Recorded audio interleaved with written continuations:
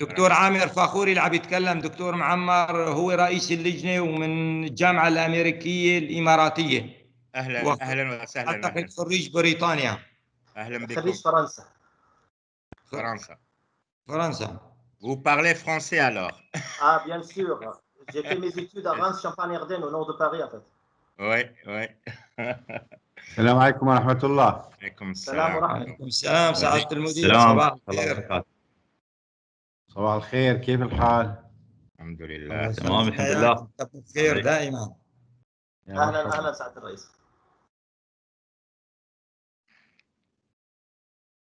السلام عليكم. صوتي واضح؟ السلام ورحمة الله. أستاذ ناصر. مرحبا. كيف حالك؟ إن شاء الله بخير. الحمد لله بخير. طاب حالكم الله يعافيك. مرحبا بك كممثل عن وكالة الإمارات للفضاء. الله يحفظك يا سيدي. وداعمينا في البرنامج. الله يسلمك. هذا أقل واجب من ناحيتنا صراحة، وإحنا دائما فخورين بجامعة الشارجة باللي تقومون به وببرنامجكم، وإن شاء الله نكون قدر المستطاع مساهمين بجدية وبعملية في إنجاحه إن شاء الله. احنا طبعا نطالع دائما نشوف الحق صراحة نشوف دائما تطلعاتنا لهذه البرامج، ما نحاول ان احنا ننظر لها نظرة فقط من ناحية تقييم وطني، ولكن حتى نقيمها بشكل عالمي، لان احنا نشوف البرامج هذه نجاحها ان دائما تكون منافسة اقليميا وعالميا. هو حيكون عندك سعادتك كلمة بعد ما سعادة المدير يتفضل بالافتتاح، بعد ما أنا أقول كلمتين ثلاث ومنرحب فيك، ويكون عندك دقيقتين وأنت عضو بالمجلس الاستشاري معنا بالكلية إن شاء الله بإذن الله. تسمح لنا سعادة المدير؟ تفضل عماد. حتى نكون على الوقت. طيب بسم الله الرحمن الرحيم، والصلاة والسلام على سيد المرسلين. باسمي وباسم جميع الزملاء في الهيئتين التدريسية والإدارية أرحب بسعادة الأستاذ الدكتور حميد مجول النعيمي مدير جامعة الشارقة على تفضله ورعايته وإطلاق مناقشة أول رسالة ماجستير في برنامج القانون الجوي والفضاء. كما أرحب بسعادة الأستاذ الدكتور معمر بالطيب مساعد مدير الجامعة للبحث العلمي لشؤون البحث العلمي والدراسات العليا، وأرحب بالزملاء العمداء.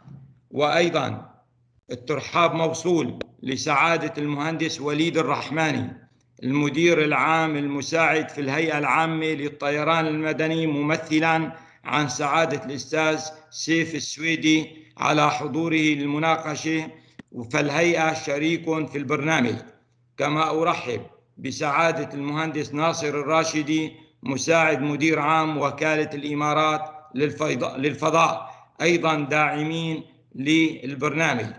فجامعة الشارقة ممثلة في وكالة الإمارات من خلال عضوية أحد زملاء أعضاء الهيئة التدريسية هو الدكتور فيليب ديمان. وكما أرحب بزملائنا أعضاء الهيئة التدريسية وطلبتنا الأعزاء في الدراسات العليا. السيدات والسادة الكرام، ها نحن اليوم نطلق مناقشة أول طالبة في برنامج ماجستير القانون الجوي والفضاء، ذلك البرنامج الذي افتتح مع بداية خريف 2018-2019 وبشراكة مثمرة والحمد لله بين جامعة الشارقة وبين الهيئة العامة للطيران المدني، وأيضا بتعاون ودعم من وكالة الإمارات للفضاء. هذا البرنامج من البرامج الفريدة على مستوى المنطقة والعالم، وسيرفد إن شاء الله السوق الإماراتي بمتخصصين في أنشطة النقل الجوي والفضاء، الأمر الذي يقدم خدمة جليلة للمجتمع، خدمة دأبت إدارة جامعة الشارقة ممثلة بسعادة الأستاذ الدكتور مدير الجامعة على جعلها من أولويات وأهداف استراتيجية جامعة الشارقة. لقد بلغ عدد الطلاب المسجلين في البرنامج حوالي 40 طالبا وطالبة، والآن وفي فصل الربيع ورغم القيود على تسجيل الطلاب حيث لا نقبل إلا طلبة الامتياز، تقدم لنا 5 طلاب للانضمام إلى البرنامج، مع التنويه إلى أن لغة التدريس في البرنامج هي اللغة الإنجليزية، وأن الدخول للبرنامج يتم وفق أعلى المعايير. وهنا أشيد بطلبتنا المتميزين الذين التقيناهم عدة مرات في البرنامج، متمنين لهم دوام التوفيق. وعليه وبعد عمل دام 2 للطالبة مروى الأميري، تم تشكيل لجنة للحكم على الرسالة مكونة من الأستاذ الدكتور عامر فاخوري، نائب عميد كلية القانون في الجامعة الأمريكية الإماراتية دبي، رئيسا للجنة الدكتور شادي جديفات، الأستاذ المشارك بكلية القانون بجامعة الشارقة عضوا، الدكتورة إيمان نبوش، الأستاذ المساعد بكلية القانون جامعة الشارقة عضوا، والدكتور فيليب ديمان، الأستاذ المساعد في كلية القانون عضوا ومشرفا. والآن الكلمة لسعادة الأستاذ الدكتور حميد مجول النعيمي مدير الجامعة للاستماع إلى توجيهاته، ومن ثم الإذن بإطلاق المناقشة. سعادة المدير تفضل. شكرا دكتور عماد. بسم الله الرحمن الرحيم. زميلاتي زملائي أصحاب السعادة، الحضور الكريم في هذه المناسبة السعيدة علينا، لأنها لأول مرة تتم مناقشة رسالة ماجستير في مشروع أو برنامج القانون الجوي والفضائي. هذا البرنامج كما ذكر الأستاذ الدكتور عماد أنه أول برنامج يطرح في المنطقة، وإحنا سعيدين في هذا البرنامج، وطبعا باللغة الإنجليزية. فلذلك أنا أشكر عمادة كلية القانون، ثم أشكر الزملاء الذين أشرفوا على هذه الرسالة، بما فيهم المشرف الدكتور فيليب ديمان، ثم أشكر زملائي أعضاء اللجنة برئاسة سعادة الدكتور عامر فاخوري من الجامعة الأمريكية الإماراتية، والدكتور شادي جديفات، ثم الدكتورة إيمان نبوش. وأرحب بأجمل ترحيب بسعادة الأخ وليد الرحماني من الهيئة العامة للطيران، وسعادة المهندس الفاضل ناصر راشدي مساعد المدير العام لوكالة الإمارات للفضاء. والجهتين لدينا تعاون قوي مشترك بيناتنا، يعني خاصة مع وكالة الإمارات للفضاء. احنا الآن عندنا محطة الإمارات لرصد الشهب والحطام الفضائي، من المحطات الفريدة في المنطقة، وبعض نشاطاتها فريدة بالعالم بالحقيقة. هذه المحطات الثلاثة تشتغل، تبدأ الكاميرات، كل محطة بها 17 كاميرا، فتشتغل ابتداء من غروب الشمس إلى شروقها، تراقب كل ما يدخل الغلاف الجوي من صخور طبيعية، كويكبات، شهب إلى آخره، ومن الحطام الفضائي. قد يكون قمر صناعي منتهي إلى، تعرفون القمر الصناعي من تخلص مهمته ينتحر، احنا نسميه ينتحر لأن يتحول إلى أشلاء. أحيانا بعض الأشلاء تكون كبيرة تدخل الغلاف الجوي وهكذا. فهذه المشاريع تعرفون يعني مشاريع مهمة جدا. البارحة كان عندنا، دخلنا في اجتماع عقدته وكالة الإمارات للفضاء، فكانت المشاريع اللي طرحوها حقيقة مفخرة. يعني أنا كرئيس الاتحاد العربي لعلوم الفضاء والفلك، يعني صار لي 40 سنة في هذا المجال، لم أجد دولة، أمانة لم أجد دولة عملت في هذه الفترة القصيرة بهكذا مشاريع، ليس عددا وإنما حتى أهمية. مشاريع استراتيجية قوية مهمة وضعت دولة الإمارات العربية المتحدة في صفوف دول العالم المتقدم. أمانة يعني هذه بدون مجاملة إطلاقا إطلاقا إطلاقا. فعندنا وكالة الإمارات للفضاء، عندنا مركز محمد بن راشد للفضاء، عندنا أكاديمية الشارقة لعلوم الفضاء والفلك، وعندنا الجامعات تقريبا عدد لا بأس به من الجامعات تعمل في هذا المجال. وبالتالي أنا أتوقع خلال فترة قصيرة راح يظهر عندنا شباب متميز في مجال الفضاء والفلك. وكما تعلمون أنه كل الوسائل التكنولوجية الآن التي نستخدمها في كل تخصصاتنا، في الطب، في الهندسة، في الزراعة، في الجيش، في الأمن، كل هذه التقنيات خلوها ببالكم جاءت من الفضاء. وأنا دائما أقول من لا موقع له في الفضاء لا موقع له في الأرض. فبالتالي الحمد لله رب العالمين، الله يحفظهم شيوخ دولة الإمارات العربية المتحدة داعمين دعم قوي في هذه المجالات والمجالات الأخرى التقنية والصحية، والحمد لله رب العالمين. فأتمنى لكم التوفيق وشكرا جزيلا لكم.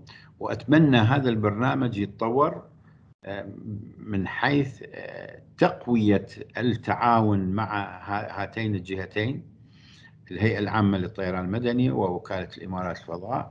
وثم أتمنى مستقبلا أنه الإشراف المشترك على طلبتنا. احنا مقررين إن شاء الله يعني من يتخرجون عدد لا بأس به من الماجستير نطرح برنامج الدكتوراه. أتمنى أنه يكون إشراف مشترك بين الجامعة وبين الشخصيات الملمة بهذا الموضوع من الميدان، يعني شخصية من وكالة الإمارات الفضاء، شخصية من الهيئة العامة للطيران، أن يشرفوا مشتركا على هذا الطالب، يشرفوا مشتركا على المشروع الذي يقدم في جامعة الشارقة. لأنه احنا سياستنا الآن في عندنا 50% من برامجنا دكتوراه وماجستير. عندي حوالي تقريبا 3000 طالب وطالبة ماجستير ودكتوراه الآن، فهذه كلها مشاريع بحثية. فأتمنى أنه في هذا المجال يكون لدينا مشرف مشترك، وحتى لو يحاضر يعطينا كورس حسب من الميدان، من وكالة الإمارات الفضاء، من الهيئة العامة للطيران المدني، أو جهة ملمة في هذا الموضوع. وأنا أشكركم وأتمنى الموفقية لبتنا الطالبة مروة الأميري، ونهنيها أنه بجرأة استطاعت أن تكمل هذا المشروع وتكتب في مجال القانون الجوي والفضاء. حسب ما أعرف أنه الرسالة موسومة بنظام المسؤولية عن الأضرار الناجمة عن الحطام الفضائي. وإحنا عندنا هذه المحطات الموجودة في دولة الإمارات العربية المتحدة، وإحنا الآن عندنا 3 محطات على أمل تكون 6 حتى تغطي كل سماء الإمارات. طبعا هذه مدعومة دعم كامل من وكالة الإمارات للفضاء مشكورة. الله يحفظكم وشكرا جزيلا ومرحبا بكم. شكرا جزيلا لسعادة المدير على كلمته التوجيهية الطيبة والربط في الحقيقة، وهو خير من يتكلم عن الفضاء والتكنولوجيا واستخدامات الفضاء. وإن شاء الله سوف نأخذ بعين الاعتبار مثل ما تفضلت الإشراف المشترك، لأني فعلا حقيقة سيكون لدينا مشكلة في عدد الأساتذة المشرفين والمعينين على البرنامج.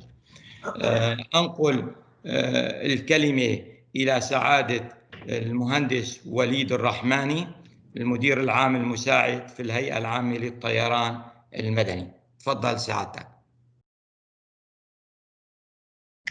الصوت ميوت. افتح المايك أخ وليد. اسمحوا لي سعادتكم. السلام عليكم ورحمة الله وبركاته. بسم الله الرحمن الرحيم. أشكر في البداية سعادة مدير عام جامعة الشارقة وأعضاء الطاقم التدريسي في الجامعة، وأيضا إخواننا الأعزاء وزملائنا من وكالة الإمارات الفضاء. وأنقل لكم تحيات سعادة السيف محمد السويدي مدير عام الهيئة العامة للطيران المدني، وحبيت أشكركم على دعوتنا لحضور هذه المناقشة اللي نتمنى فيها التوفيق للطالبة مروة الأميري. والحمد لله يعني شراكتنا مع جامعة الشارقة كانت دائما شراكة مثمرة وإيجابية.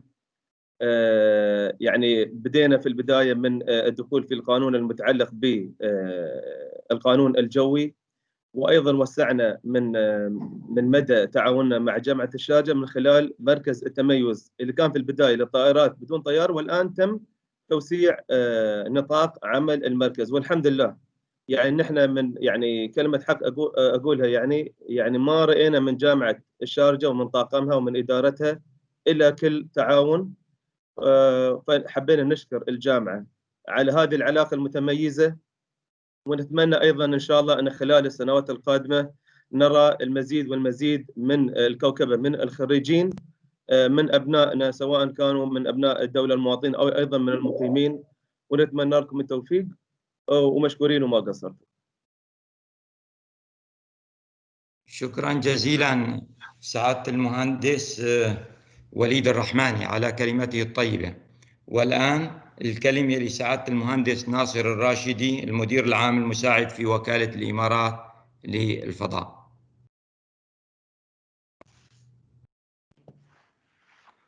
السلام عليكم ورحمة الله وبركاته، صبحكم الله بالخير. بداية أشكر سعادة الأستاذ الدكتور حميد مجول النعيمي مدير الجامعة على دعوته الكريمة وعلى كلمته صراحة اللي المحفزة، واللي دائما يعني يكون فيها معلومة دقيقة وأب تو ديت بخصوص ما يحدث في برنامج الفضاء. وهذا طبعا جزء مهم جدا أنه يكون حتى المستوى الأعلى من الجامعة ملم حتى بالتفاصيل المختلفة المتعلقة بالبرامج، لأنه ينعكس في الرسائل وفي البرامج الموجودة في الجامعة. ونشكر كافة الحضور طبعا على إتاحتهم الفرصة أن احنا اليوم نناقش واحد من أهم المواضيع في مجال الفضاء، ألا وهو موضوع الحطام الفضائي وكيفية التعامل معه من الناحية القانونية. حقيقة برنامج دولة الإمارات للفضاء يسعى إلى تعزيز مساهمة صناعة الفضاء ومجال الفضاء في الاقتصاد المعرفي لدولة الإمارات عموما خصوصا، والاقتصاد والتنمية المستدامة سواء الاجتماعية أو الاقتصادية عموما.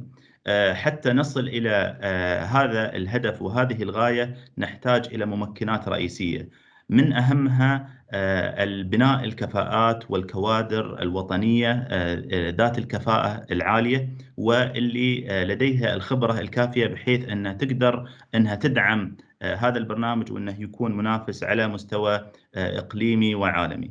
والجزء الثاني طبعا أن يكون هناك تشريعات حامية وأيضا ممكنة للأنشطة الفضائية والابتكارات التي تحدث فيها.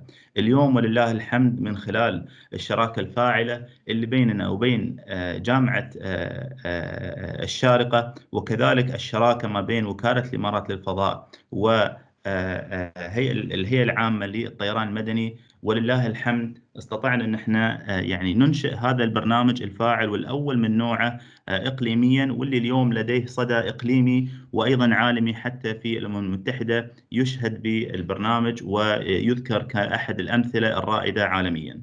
ولله الحمد ايضا يعني نفتخر ان لدينا يعني طلبة وطالبات في مجال التشريعات، ولديهم أطروحات إن شاء الله بإذن الله يكون لها أثر ليس فقط من الناحية الأكاديمية ولكن حتى من الناحية العملية. وإن شاء الله اليوم من خلال بإذن الله مشاركتنا بنحاول أن احنا يعني نساهم قدر المستطاع في هذا العمل، وأنه يخرج بمستوى عالمي وليس فقط بمستوى يعني وطني ومستوى إقليمي. إن شاء الله أهدافنا وطموحاتنا عالية، وبإذن الله نتمنى كل التوفيق للطالبة مروة ولبرنامج سياسات وقانون الفضاء والطيران كل التوفيق، وإن شاء الله نشوف أكثر وأكثر من الأطروحات اللي تسهم في إثراء المعرفة في مجال تشريعات الفضاء، وأيضا تخدم مصلحة القطاع من خلال تناولها لمسائل قانونية وتشريعية هامة ليس لديها اليوم كثير من البحوث أو كثير من الأجوبة على المستوى العالمي. شكرا جزيلا، وإن شاء الله نتمنى كل التوفيق لاجتماعنا اليوم. شكرا جزيلا سعادة المهندس ناصر الحبابي على كلمته الطيبة. خير ما نختم به أعتقد الدكتور معمر بالطيب هو شيخنا في البحث العلمي وأستاذنا، وهو الذي يرعى هذه البرامج بكل ثقة وكل دفع إلى الأمام. تفضل سعادتك. الله يسلمك، بارك الله فيكم. أنا أكتفي أن أزيد ما قاله سعادة مدير الجامعة، وأن إن شاء الله هذا الأطروحة والطلبة الجايين إن شاء الله عن قريب سيفتح لنا الباب لنطرح برنامج دكتوراه في نفس الميدان، وسنكون من الأوائل إن شاء الله في المنطقة. وأتمنى أن بعض من هذه الطلبة يكونوا معنا في البحث العلمي من خلال المجموعات البحثية. احنا الآن عندنا بنية تحتية ضخمة للبحث العلمي مكونة من معاهد ومراكز بحثية ومجموعات بحثية ومخابر وورش، فنتمنى أن بعض على الأقل من هذه الطلبة أو كلهم يندمجوا في المجموعات البحثية حتى نتمكن لإنتاج أبحاث ذات جودة عالمية إن شاء الله، ونكون شاكرين لكم جميعا وبارك الله فيكم. شكرا سعادة الدكتور معمر على الكلمة الطيبة. أيضا سعادة المدير تفضل تطلق المناقشة، تكلف لجنة الحكمية مشكلة لإطلاق المناقشة. نعم، تفضلوا على بركة الله. الله يوفقكم. تفضلوا. Thank you. Good morning, everyone. Dear Professor Hamid Naimi, Chancellor of Sharjah University, Dean, College of Law, Professor Imad al-Din, Your Excellencies, honored guests, faculty members, students, ladies and gentlemen. I feel honored and privileged to be part of this event, discussing the first master dissertation for the Air and Space Law program for the student Marwa under the title Liability Regime for Damage Caused by Space Debris, under the supervision of Dr. Philippe. In the same time, I would like to congratulate the College of Law for this program. For me, this program is unique. It's unique for many reasons. And one of the reasons is that this program offers a combination of public air law, private air law, space law, both from regional and international perspective. Let me start by presenting the examination committee members. Dr. Shadi Stefat, Associate Professor of Public International Law from College of Law of Sharjah University. Dr. Iman Nabush, Assistant Professor of Commercial Law. And this committee is chaired by me, Professor Amr Fakhouri from American University in the Emirates.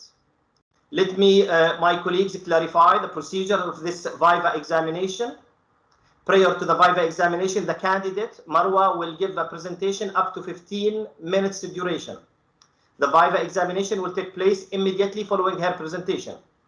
Each examiner will have up to 25 minutes. Then I will give the floor to the program director, Dr. Philippe, to give his comments and observation. And for sure, and since one of my duties is to ensure that due process is followed and that the student is offered a full opportunity to defend her dissertation, we will give her a few minutes to answer the questions submitted by the committee. Dear Marwa, congratulations on reaching your defense. Before giving you the floor, I will give you an advice. Dear Marwa, try to enjoy it. Try to enjoy the discussion. This might be easier said than done, but it's useful point to remember. You will never get quite another opportunity like the Viva. It's a chance to discuss your research in depth with people who have read your dissertation and want to ask you some question and delve into your knowledge. Without any further delay, I invite Ms. Marwa to give a brief exposition of her dissertation. This should take no longer than 15 minutes. Ms. Marwa, you have the floor. السلام عليكم جميعا. أول شيء أحب أشكر كل الحضور على حضوركم لمناقشتي.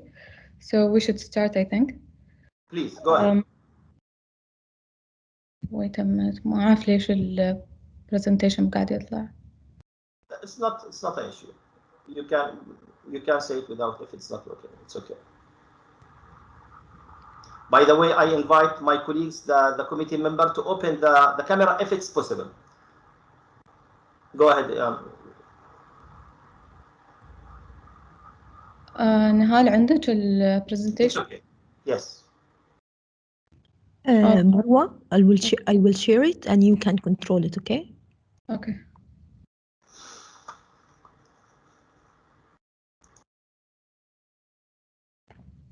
Can you control it or not? No.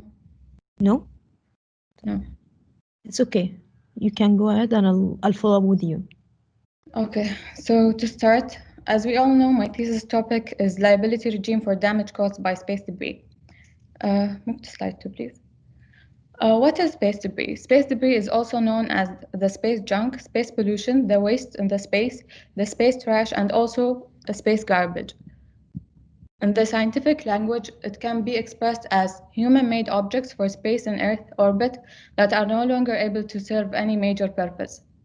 Slide 3. There is two kinds of space debris, the natural and the artificial. Natural space debris, which is small pieces of cometary and asteroidal material called meteoroids. We can see these as a meteor when they travel through the Earth's atmosphere. Secondly, artificial space debris, which is my study is all about. It's any non-functional man-made object in the space. Time taking by the space debris for decaying. It is difficult to mention about the exact time by the space debris for the purpose of decaying. What does the process of decay mean? The process of decay, it means the actual reduction in the orbital height due to the dragging caused by the atmosphere. The decay process of the space debris completely depends on the altitude, the level present in the solar activity, and the mass for the cross-sectional area. In addition to this, the objects that are with large mass to the area ration are expected to remain in orbit longer since they get less affected by the drag in the atmosphere. The high solar activity has the ability to increase the density of atmosphere towards the Earth orbits and reduces the lifetime of the satellites.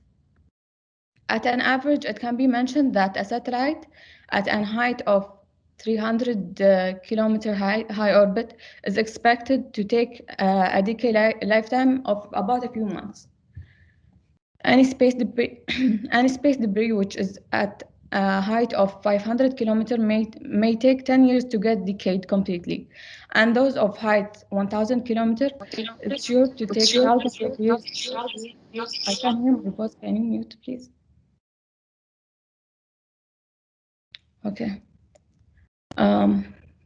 So those at the height of 1,000 kilometers is sure to take thousands of years in the process of decaying. Since there's no fixed timeline for decay of the space debris, it completely depends on the height at which space debris is present. Then the legal framework.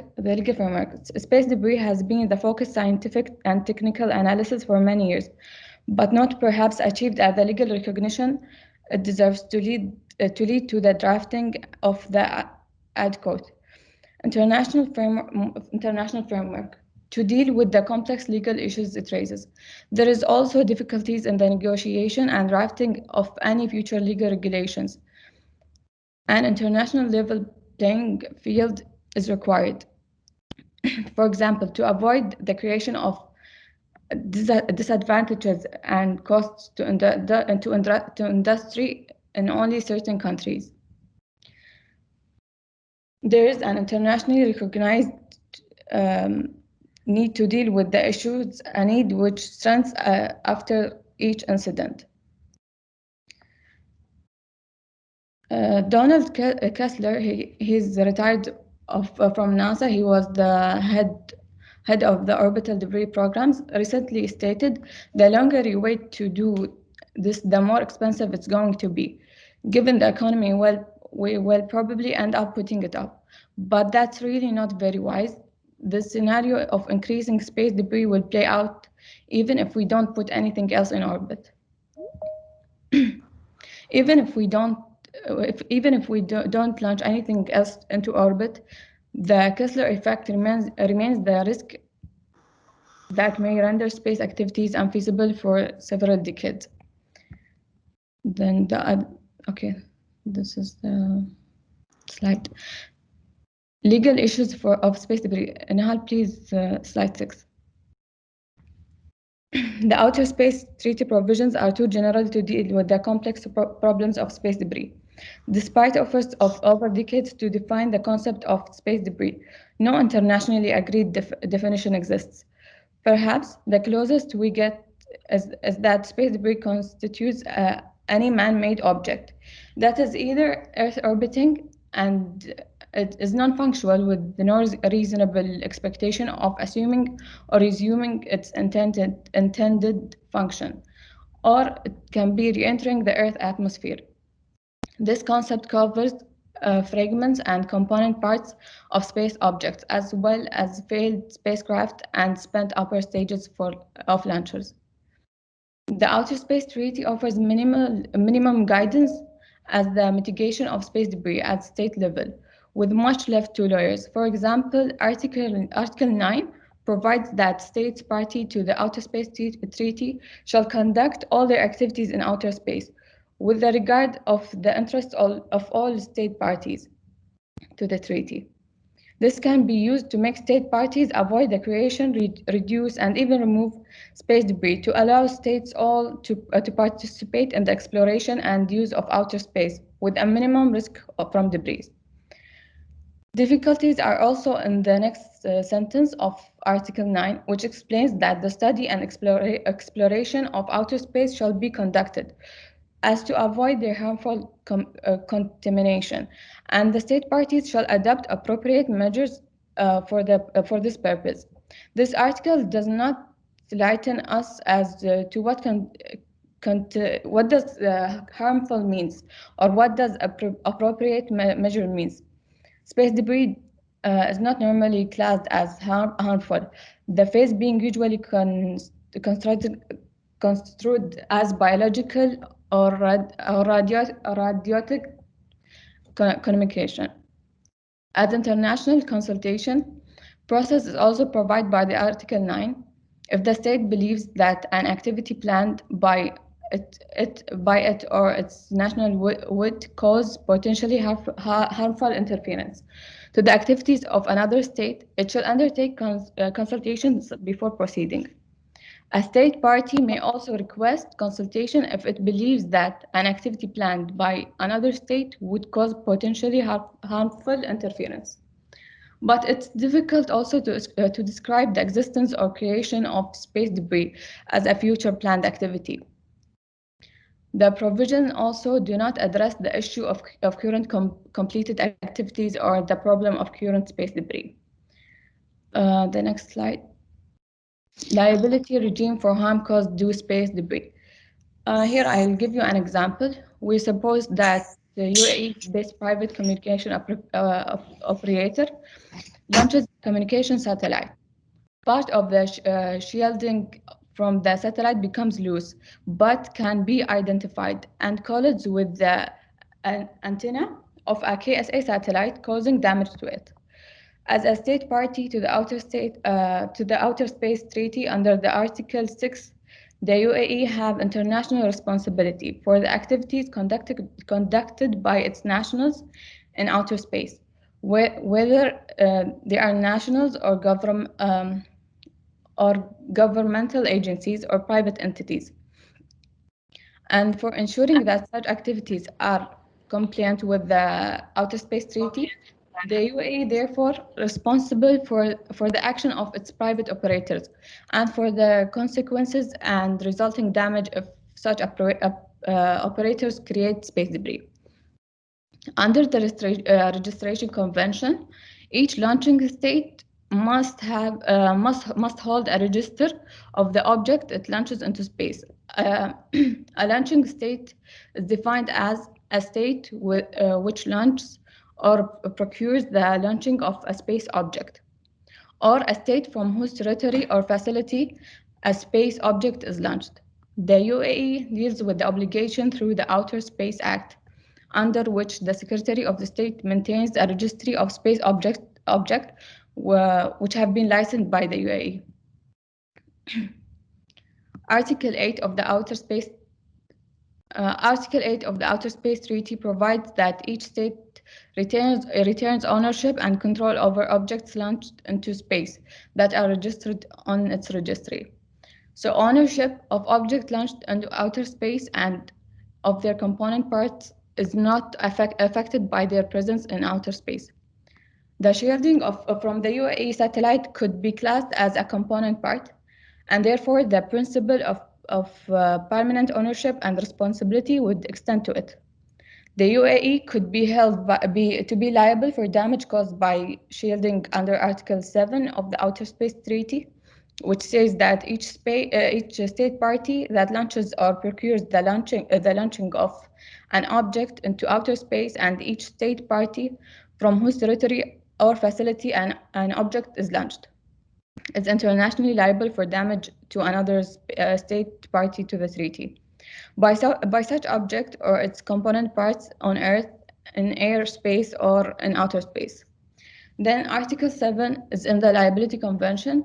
This sets up a liability regime according to which launching states are liable for damage caused by space debris generated by private entities, for which such states are responsible.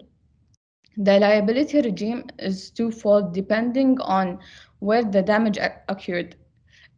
So we have two things.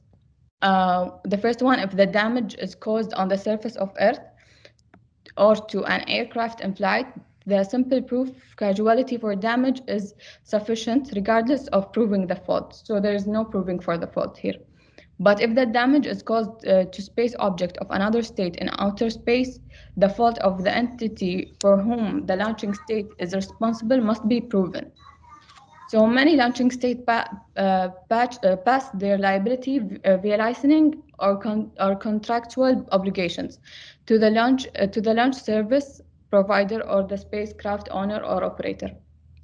In turn, the launch service provider or the operator, they get insurance for these liabilities. The question is, what is the issue that states is going to face regarding filing a claim under the Liability Convention? Only states which are parties to the Liability Convention can file a claim.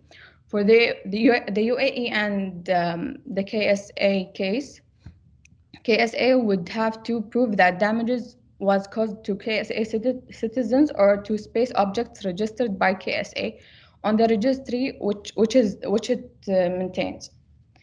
Identify the space object that caused the damage and establish that the UAE is the launching state and therefore has ownership and control over it. And the last thing, to prove that the damage was caused by the fault of the UAE or the fault of private entity for whom the UAE is responsible. While the first element might be easy to prove, establishing the causality of damage caused by space debris might be difficult. KSA is lucky because the shielding part is large enough to be tracked, and KSA can prove that it is from the UAE satellite. But it would be difficult to identify particular debris and trace it back to the owner of the original launched object. Earth-based tracking stations can currently monitor pieces of space debris that are larger than 10 centimeters. Smaller pieces are not tracked generally, but it can be identified with any certain for purpose of determining the launching state. Even more challenging is establishing the fault of the launching state. In general, fault liability presumes that a standard of case exists against which the reasonable of the defendant action can be judged. Proving fault requires the claimant state to establish that the owner of the debris that caused the damage did not comply with the national or international standards or guidelines. For conducting space activities or for debris mitigation. And currently, only voluntary, non-binding standards and guidelines apply to the operation of space object and mitigations. Such as those, we have the International Agency Space Debris Coordination Committee and the UN and the International Organization for Standardization and the International Telecommunication Union. These guidelines can be used as indicators of the expected standard of care of operators with regard to the generation of space debris. But there are no mandatory international standards of conduct regarding debris mitigation. Establish a standard of care against which fault can be assessed. The next slide. Then we have the space debris removal. Sure, you are wondering now how we don't have an active space debris removal. So the growing mass of space debris and risk of the Kessler effect has led to studies on effective debris removal to try to reserve the growth of space debris. Active debris removal would see new spacecraft being launched to remove satellites and other debris from orbit. A few companies are already considering this technology, but one of the main issues is a legal one: the permanent ownership of objects launched into outer space. Another state or the private entity of another state may not touch or remove a space object without launching state's consent. Dear Marwa? Yes. Since can you jump to the conclusion if you don't mind? Okay.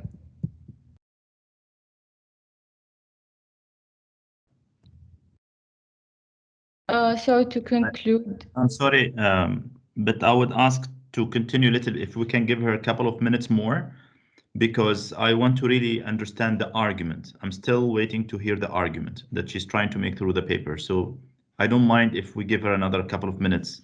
For sure. Please Thank go you. ahead. Thank you, sir.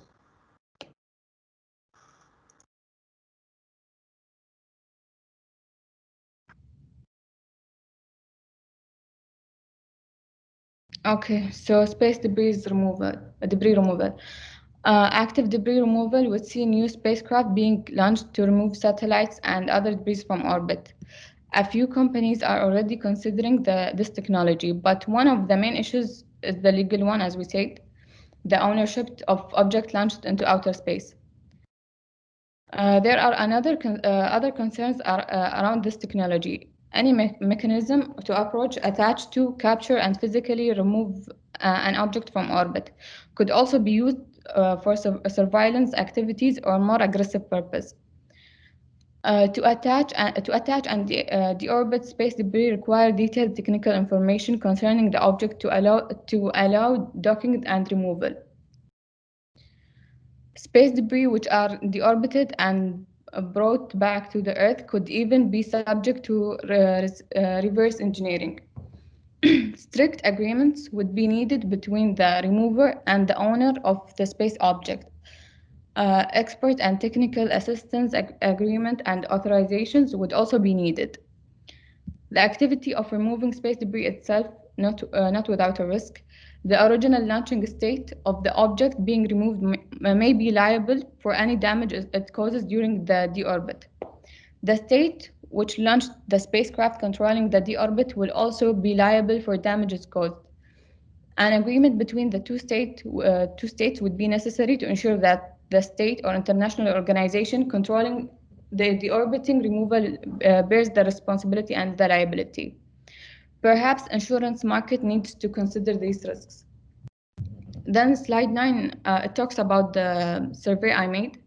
It's just a question if you want to skip.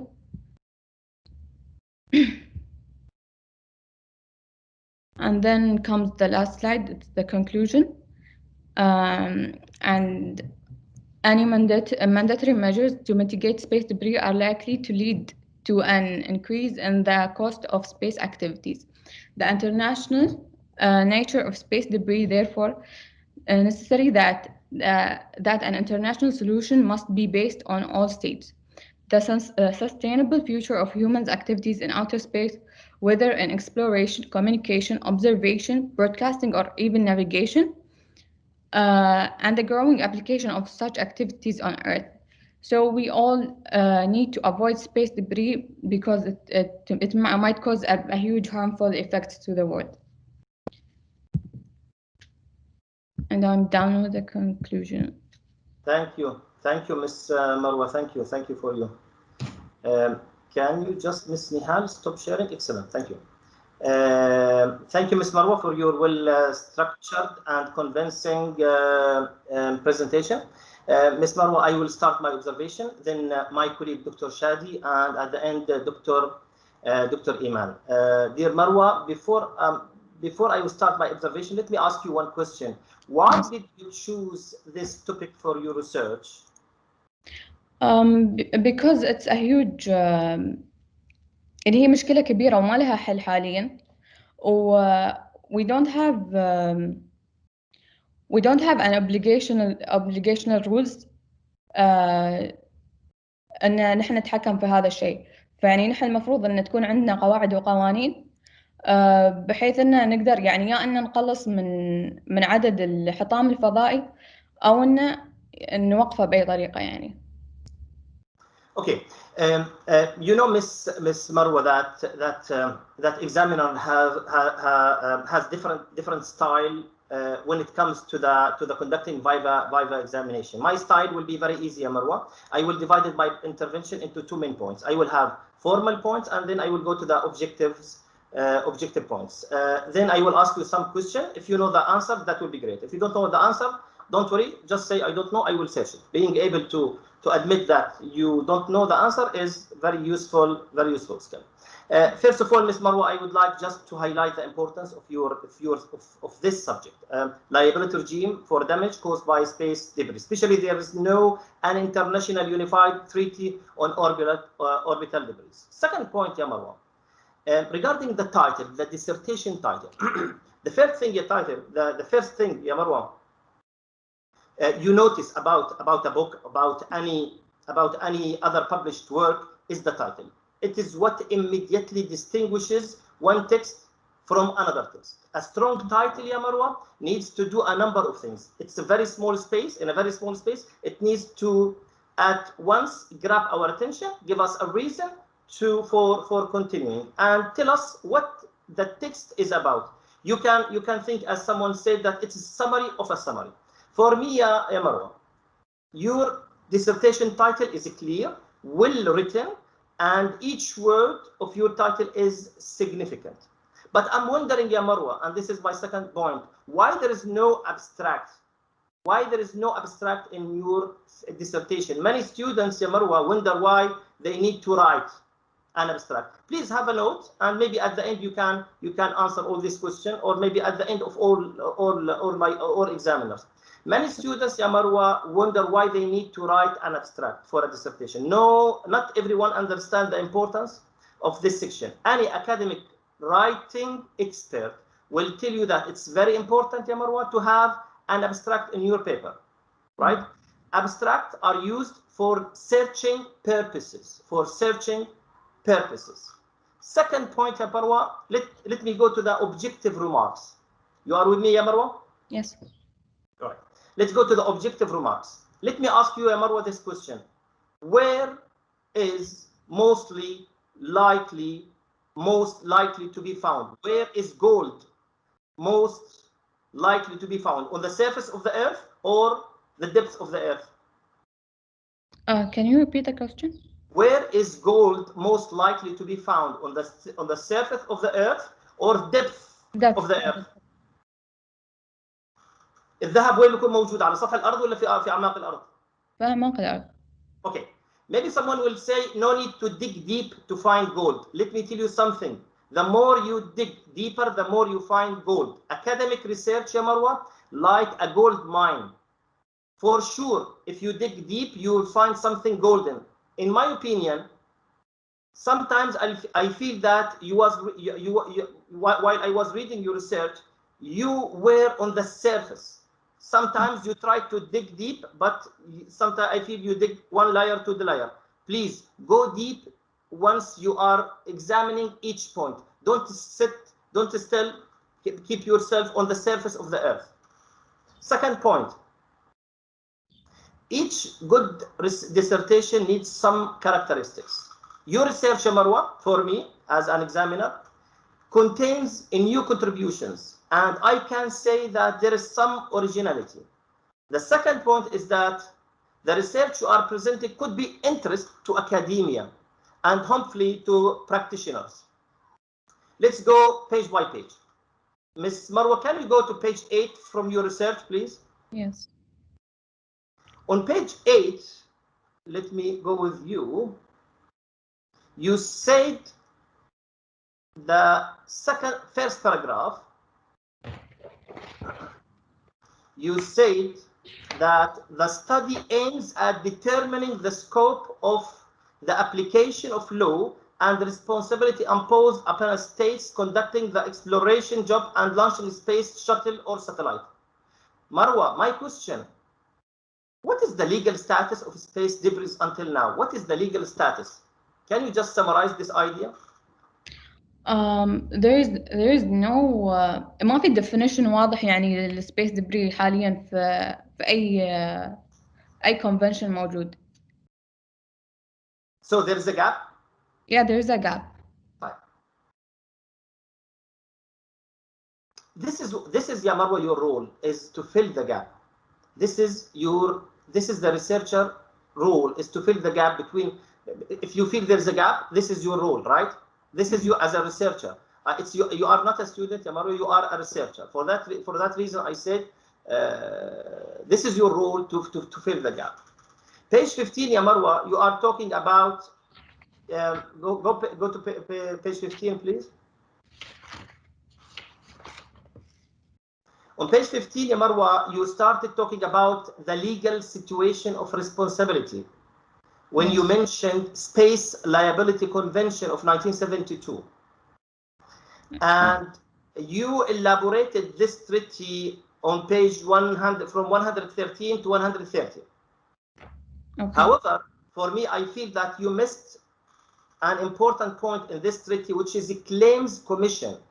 If you go to Article 14 to Article, let me see, 15 and 16, the treaty is talking about a Claims Commission, right? Please, Marwa, once again, please, I would like you just, once you start revisiting your research, to take this point into consideration. What is the Claims Commission the treaty is talking about? I feel this point deserves to be examined. Okay, I'm going to add it.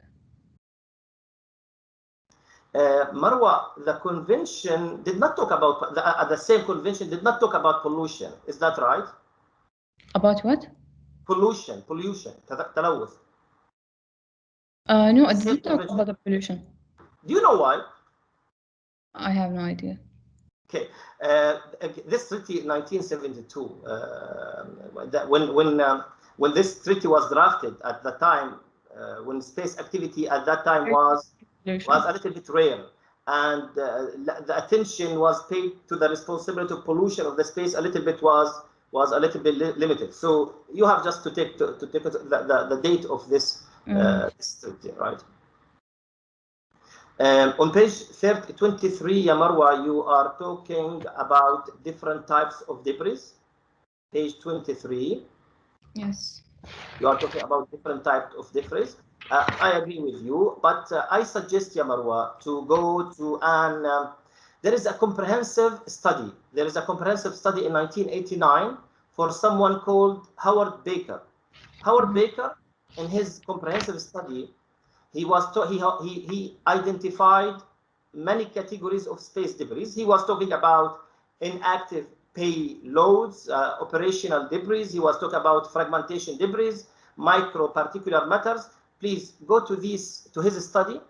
I advise you to go to this study, and it will be very interesting for you. Okay.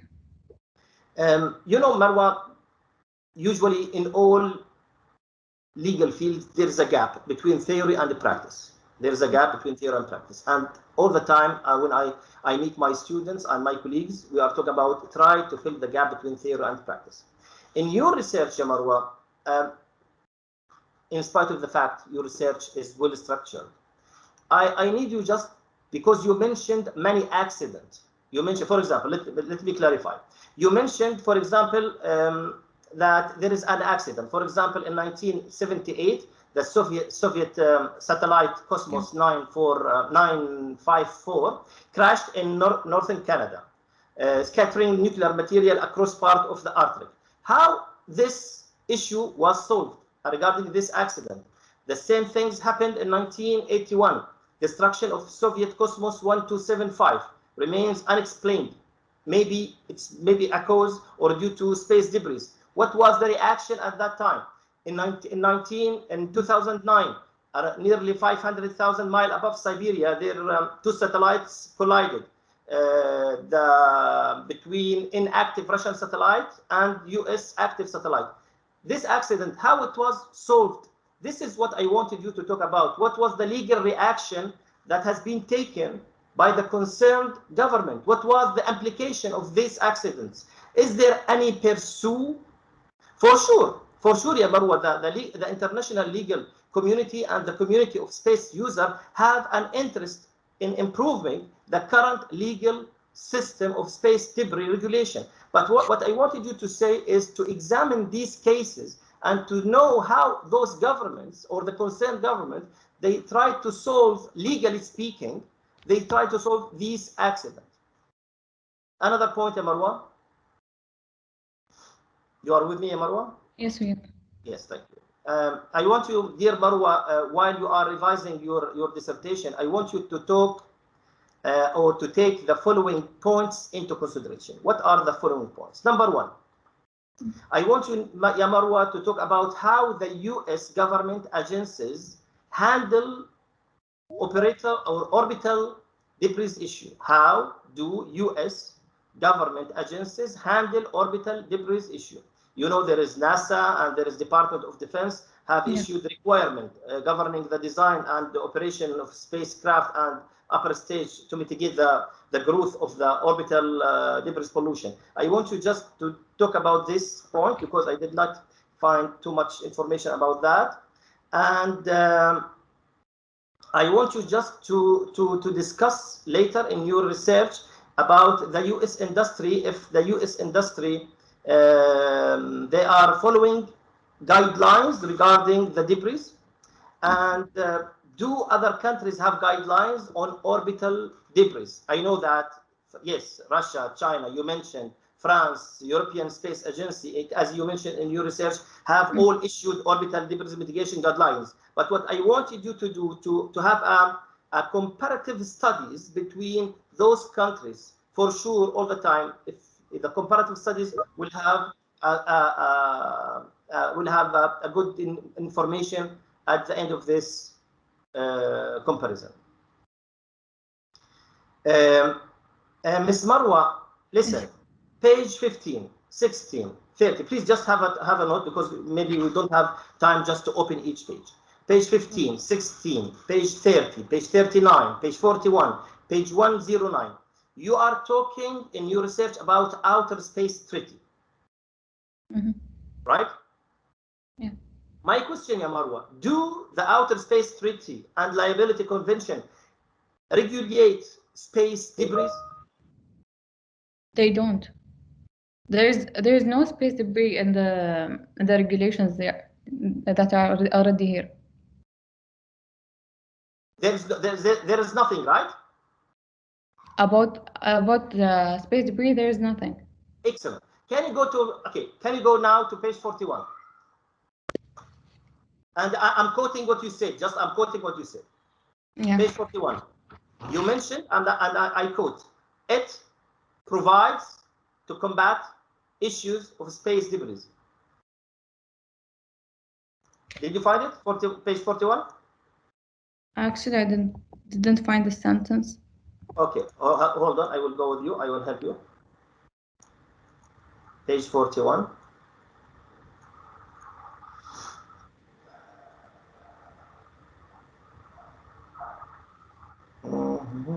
Yeah. Can you go to paragraph 2.9? Yes. 2.9, third line. Third line. You say it provides. Can you read it? 2.9. Yes, it provides to combat issues of space debris. Registered provisions.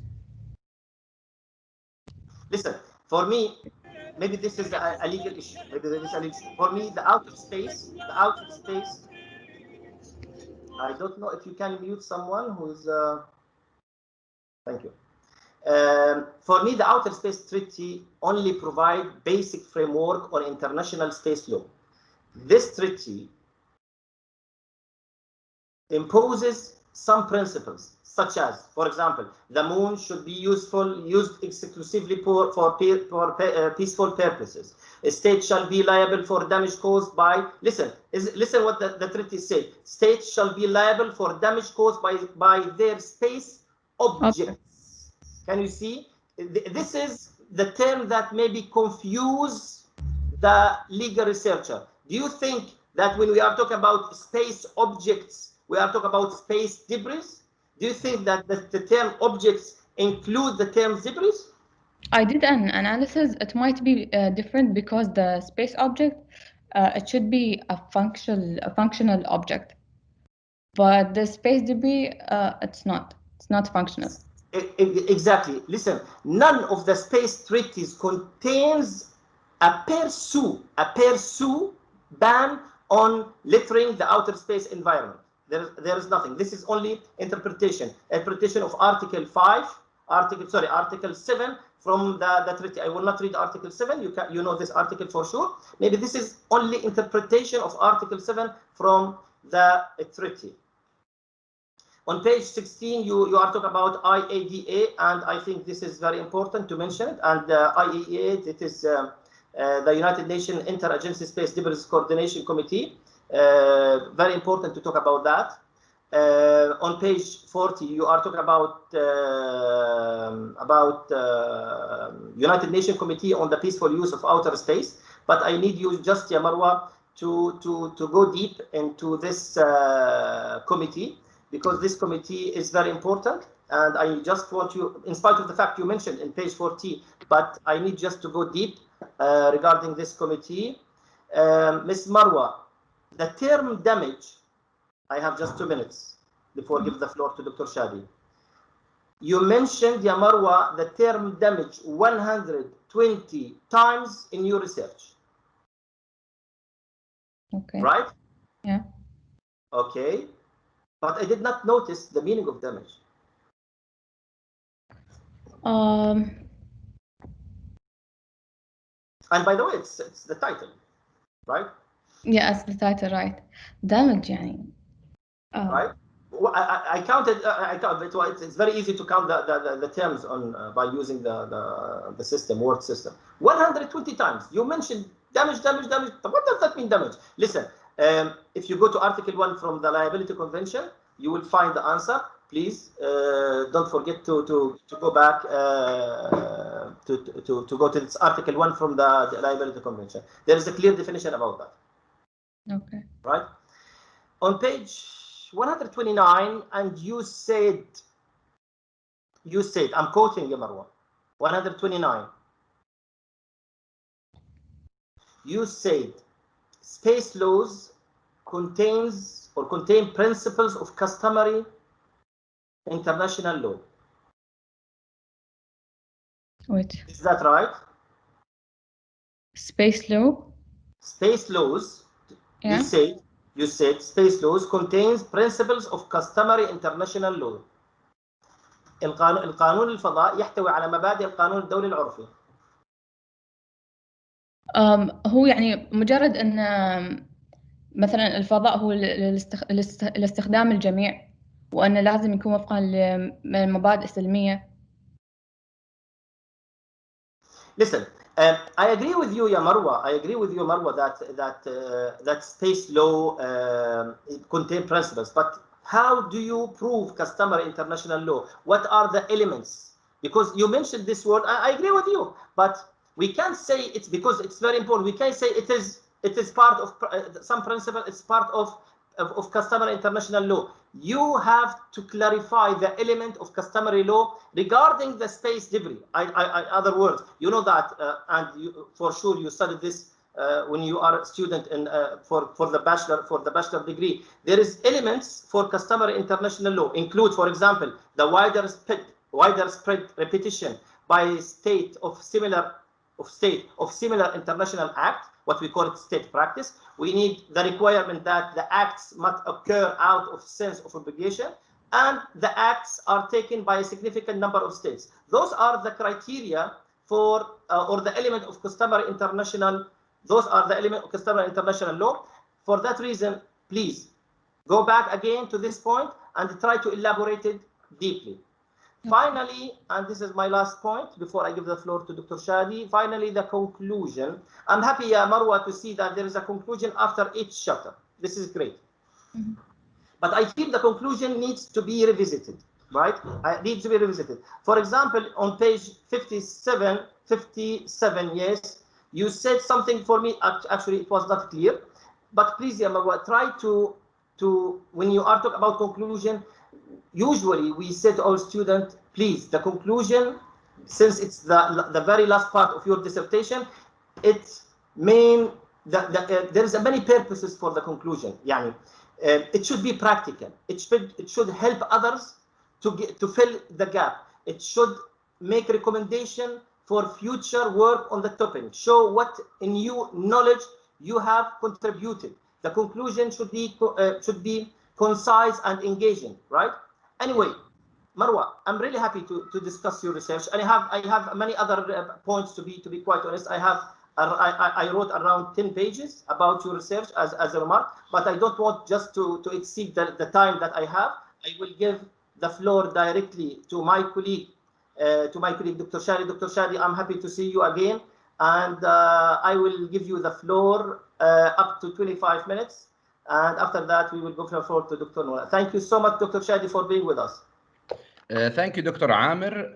First of all, allow me to welcome Professor Ahmed Al-Naimi, the University of Sharjah Chancellor, for his effort and encouragement and for his attending our first Master Defense in the Air and Space Law program, a very fine program in our college, the College of Law. I would like to welcome our guests from the UAE Space Agency, Nasser Rashidi, Walid Rahmani. I would like also to welcome Dean Imad Abdel Hay for his continued advisor, our colleague, Dr. Philip Demon. I would like to welcome all our attendees and professors, students as well. To Marwa, I remember a story by one of our professors. His name is Martin, Dean Martin Camp. He mentioned a story regarding the Chinese farmer, which is a good news, bad news. Who can say the good news?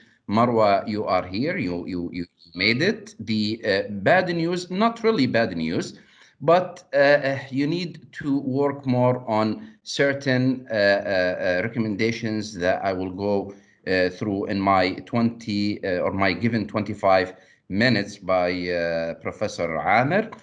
You know, we don't know the end of the story. We are living. We don't know the twists and turns still to come, Marwa. So please bear with me. In my 25 minutes, it would be more of a, I will take this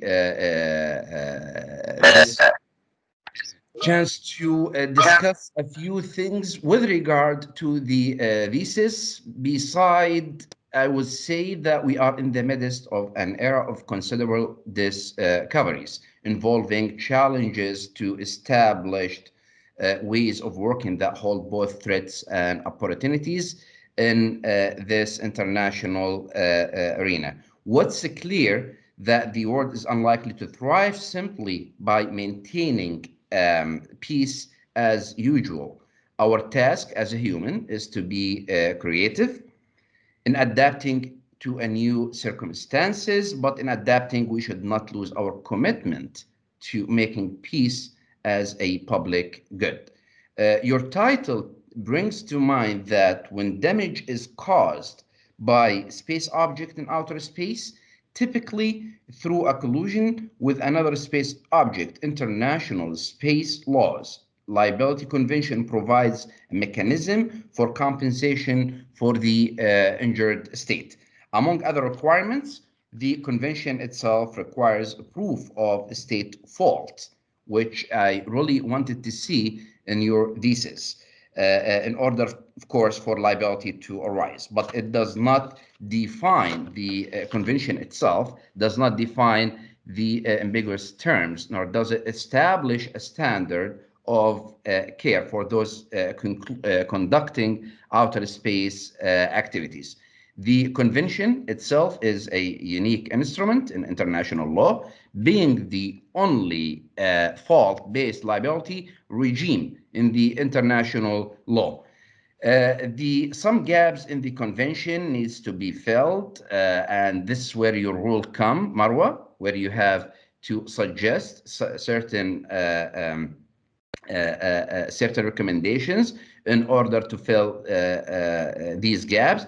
And I propose a solution to the problem of defining fault. How I define fault? By borrowing from general international law, or what's known public international law. What sort of future we will have depends on how we respond to changes in how international space law act. Of course, we need to renew ourselves, even while we maintain the excellence to which we have long been committed. Now, due to the inadequate extrapolation as to the meaning of fault under Article 3 of the Liability Convention, it's unclear whether the treaty refers to fault in the context of a fault liability regime or fault as understood within the regime of state responsibility for wrongful acts. Let me move to the legacy of over 50 years of space flight has brought us impressive technical and scientific development and achievements, but it has also led to growing population of space junk or space debris, الحطام الفضائي. Now, the issue of space debris was highlighted again in 2013.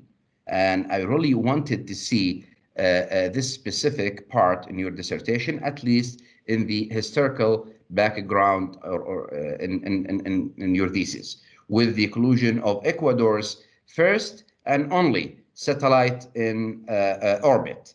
That was or the late space debris in 2013. Now, on February 10th of 2009, also, the first collision of two intact spacecraft occurred in outer space. And each of these examples raises slightly different legal issues in the context of the current international, European, and the UK legal legal systems. Now, the space debris, since you are discussing the or the intellectuality, or you are discussing the liability of what causes or what liability on the state when an act occurs. With regard to space debris, has been the focus of scientific and technical analysis for many years, but has not perhaps achieved the legal recognition it deserves to lead to the drafting of an adequate international framework to deal with the complex legal issues it raises.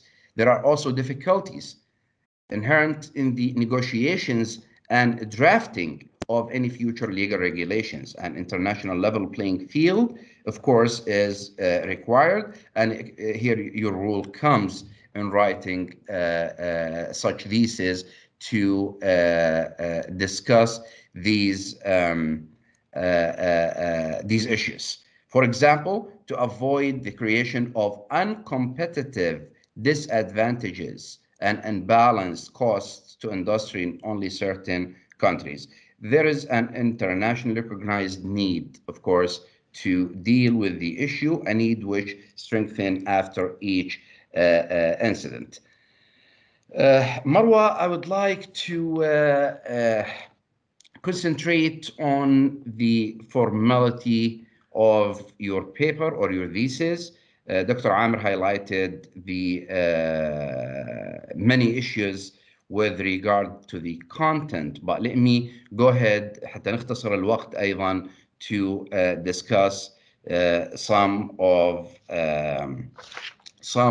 the report that I've written here, 3 to 4 pages, and I list a few modifications in the body of the PDF that I will submit later on after we're done with this deliberation. Now, the suggestions, they are only to improve your thesis, to give you insights, to in certain paragraphs, I really need to see an argument. I really need to see answers. I want you to be strong, and when you adopt or when you are adopting an opinion, or when you're trying to express an opinion, express it. Go ahead and don't fear anyone there by expressing a scientific or a legal opinion that you will deliver in your thesis. Of course, your thesis will be read by professors, by laypersons. But again, let me start with that you need to work again on the literature review. And I want you to include more history in the subject matter. It is, of course, as a subject, the title itself, it's a worthwhile topic that appears relatively well researched, but could be supplemented by some reviewing. If you review it once more, if you have someone else to review it before you publish, it would be just a perfect piece. You know, we try, we're human beings, we have mistakes here and there, but every time you read, you will find a few mistakes here and there, but I suggest that you read it very well, review it, and have someone else to look at it before you move forward. Now, a better structure of your thesis, Marwa, is needed. You need to fix certain subheadings to make the thesis easier to read, easier to follow. And I mentioned each sub or each comments of these on the body of your thesis. You need to comply with the thesis required style format before it can be really accepted after this session.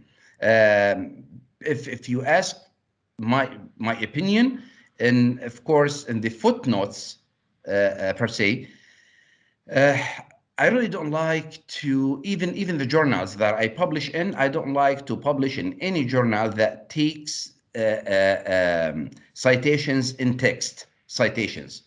I really like the end notes, not the end notes, the footnotes. Why the footnotes? Because you can have an extensive footnote. A footnote, you can help other researchers by going and read these footnotes and get an idea regarding the publications that you relied on. So if it's not in the book, please follow the footnotes by converting all the in-text notes to footnotes. Now, you have reliance on material found in websites, and this is not acceptable totally and not in order, of course. We can't just have over 50% or 60, 70% of our publication or of our thesis or dissertation relied on websites. I understand there are certain websites we can rely on, such as websites by governments, educational institutions, or international organizations. but certain websites such as .coms and other websites, you are not supposed really to rely on. So I want you to go to every website that you used and try to minimize the amount of websites in your thesis. As I mentioned earlier, a thorough editorial review is needed again. Why? I want you to focus on paragraph segmentations and grammar. The term or the word has been in every single paragraph, almost. In your thesis, you have the has been, has been, has been. You know, when we repeat certain words, it doesn't feel right, even for the layperson who has no knowledge of the subject matter. But please try to work on this one. A full of list of references is needed in order, Marwa. The reliance on website is not enough. Also, I suspect that the thesis lacks novelty and originality in certain parts. And I mentioned this on the PDF that I will email you later on, which are primary criteria for every study. Also, Marwa, there is a little or no scientific value in presenting an absolute study here, although the topic is covered greatly in the recent years. So please go ahead and make sure that you work in this point. I've seen too many images in your thesis. Yeah. And I am not sure if I am, let's say I'm a layperson and I have this in front of me and flip these pages, I will get kind of lost whether is it or the title itself discussing a legal aspects, liability, or a technical aspect. And we have to distinguish between what's technical. I know the subject itself has technicality to it, but we have to distinguish. Go ahead, Marwa. It needs to يعني أنا المفروض إني أناقش الأشياء التكنيكال.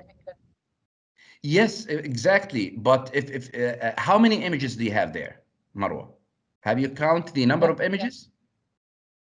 You have too many images, and we are in we're discussing a legal subject as whole.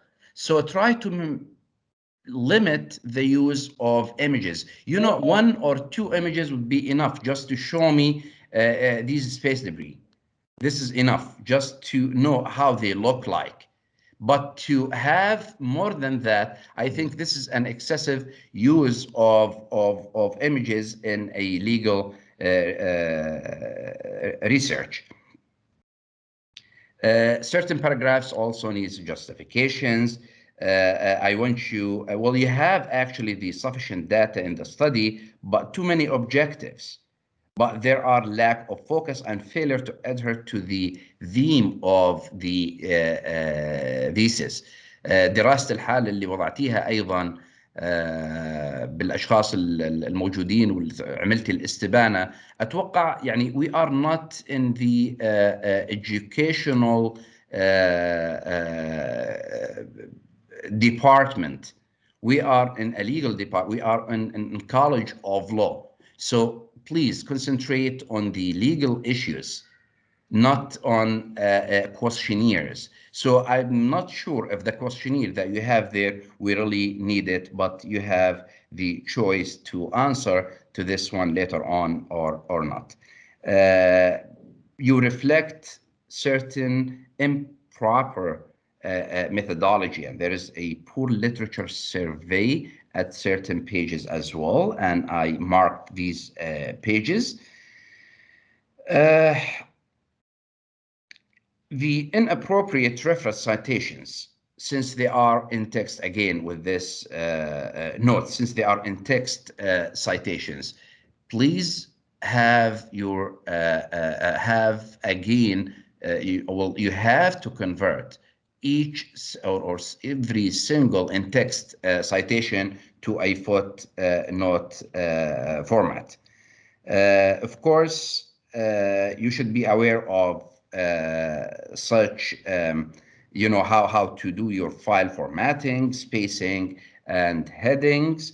And the images, as I mentioned just a minute ago, they are focused entirely in the scope of the subject matter. But in a theoretical study, as I mentioned, I believe such images and diagrams are overly used. You're not supposed to use all these images. Remove most of them, or remove the images that you think they are out of the scope of your title.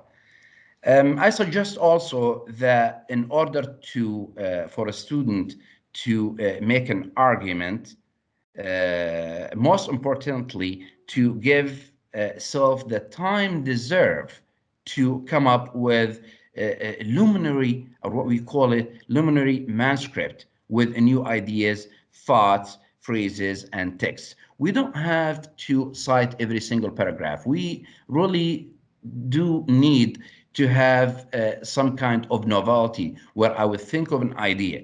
Nobody has thought of it before, and express it between the lines of my thesis. In terms, of course, of organization, Marwa, you know, your thesis is somewhat structured and easy to follow, but there are certain formal notes, grammatical and spelling, and the structure of many of the sentences that I will mention during the discussion later on in my last 5 or 10 minutes.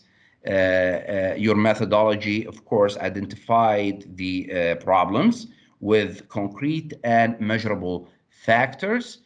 There is no summary, or there is no abstract, as Professor Amr just mentioned earlier. You really need to have an abstract no more than, let's say, 500 words. I'm not sure if we have to have one, but having one there, I mean, why not? Now, you must return to all references and adjust them. Specifically in the commas, the first letter should be a capital letter. You need to adopt some personal definitions in there. Why should I take the definitions by others only? It's okay to take these definitions, but I should form my own definition. I am a researcher today, you are a researcher today, but reading all these definitions, you can come up with your own definition, and you can do what's called a comparative analysis, even with the definitions. If a Professor A has his own definition, Professor B has his own definition, I can either come up with my own definition, or try to take a side, whether definition of A or definition B, or to have a close idea between both definitions of Professor A and Professor B. You know, Marwa, the real pleasure, حقيقة, in writing and publishing is for the writer and the reader alike, in shortness as possible.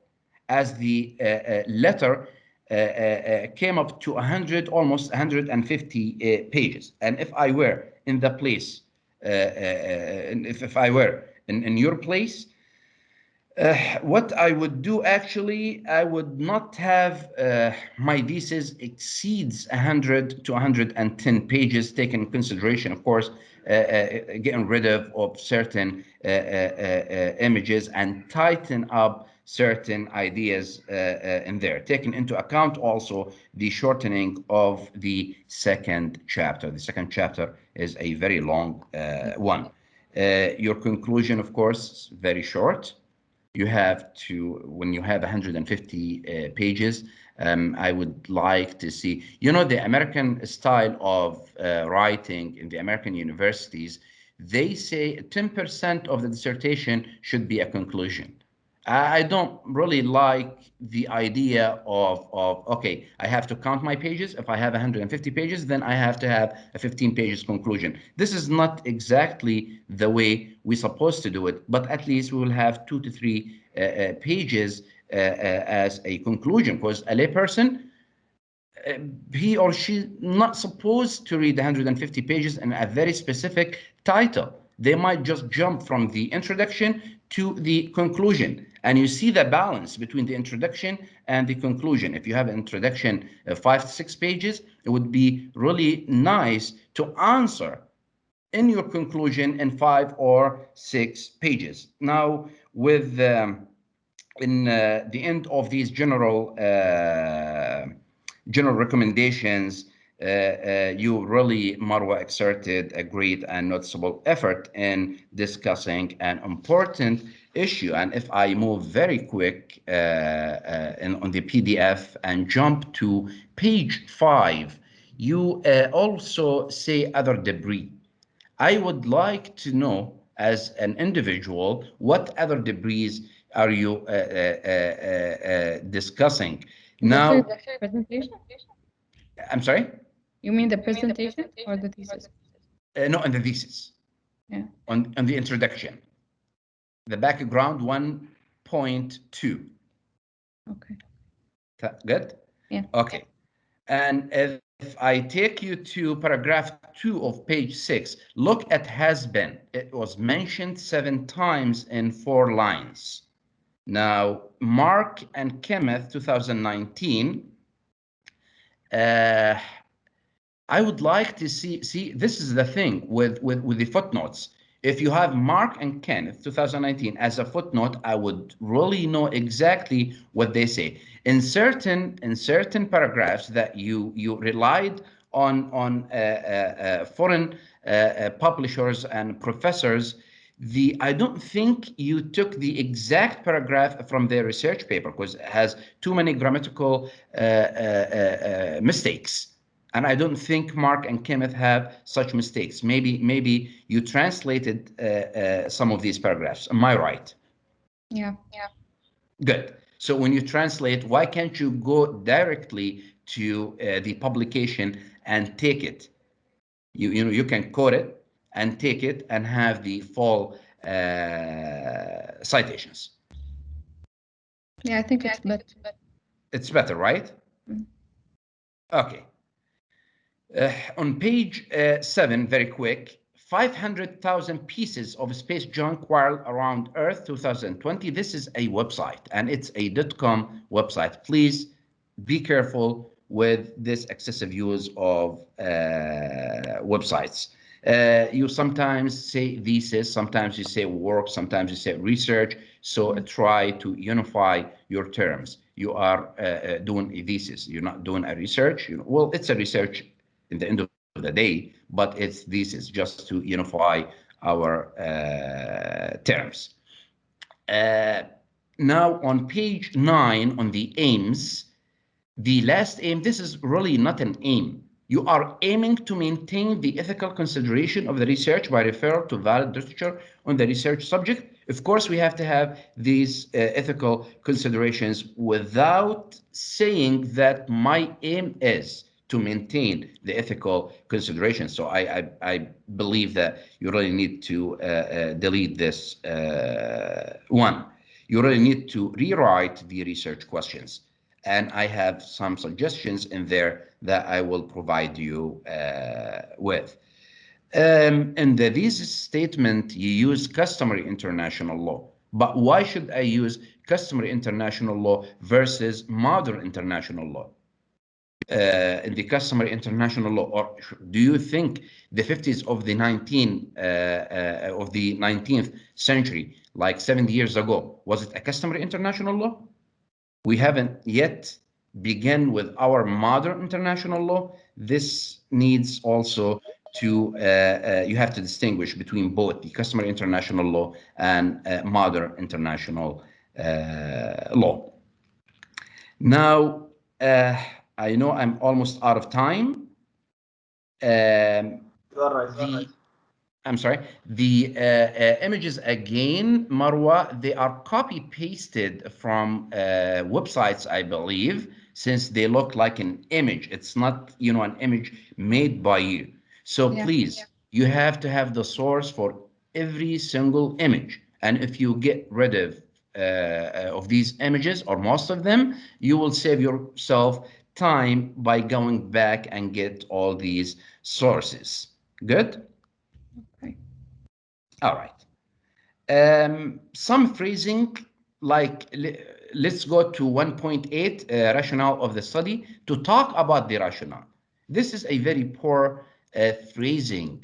You know, the beginning of the paragraph should be catchy. What I mean by catchy, that catches the eye. It gives me the tendency to read the paragraph, but to talk about, so you really need to work on this one. You need to have the sources on your images, and this can be done in a day or two. So take your time, please, after this defense. Take your time to review all these comments and answer every and each one of them. If you go to image on the image on page 16, it's really hard to read. For you know, since we have a legal background, law background, it's really hard to read such images and diagrams. So keep it at the legal issues and try to get rid of most of the technical aspect of your thesis. Let me move forward very quick here to page 24. You say the rocket states which have launched the satellites in space. I need to know these states. Are we considering Russia and the USA? The Russian Federation and the USA only? Is China involved? The United Arab Emirates is in the space already? So we have to list these states and see what efforts. See, when you have footnotes, here's the problem again. When you have footnotes, this is a playground for the researcher. I consider the footnotes as a playground where I can play in this ground as a researcher. I will give you everything you need as a reader in the main text, but again, in the footnote, I am the person who will sit there and play and write and explain. The more extensive the footnote, the better and beneficial for other readers, other professors, students to follow and to have or to rely on these references that you already mentioned in your footnotes. No need to say finally to mention. You already finally mentioning. So really no need for this phrase, and you keep really using it throughout your thesis. Now, in my few minutes, I would like to go further here and go with your with the thesis. In the conclusion, please, Marwa, take in consideration that you have to link your main findings of the thesis questions and the motivation you take from your introduction. Again, you have to mention the methodology by summarizes. You have an option to throw in your thesis, which you can leave there your policy implications, possible extensions of the analysis, research agenda, future research, what the future research, where you stop in order for me to proceed as a researcher coming after Marwa.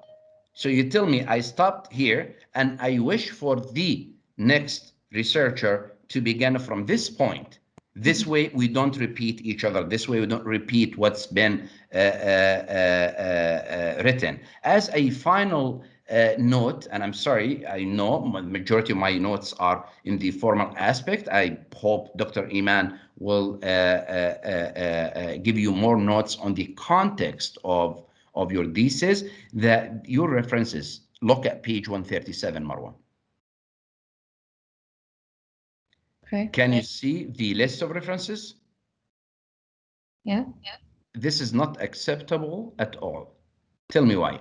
Why? Now, there is a website online where you can go and shorten your website, the website that you used. Instead of having a website of 3 lines, you can have it in 3 or 4 words. That would make the layout of the references looks just fine.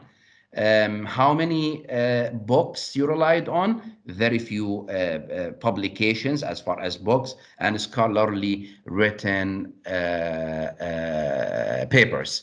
You know, in today's academia, we really should rely on scholarly written papers in scholarly journals instead of going to websites and going to books written or outdated books in the 70s. I'm sorry to say this, outdated books in the 70s and 80s.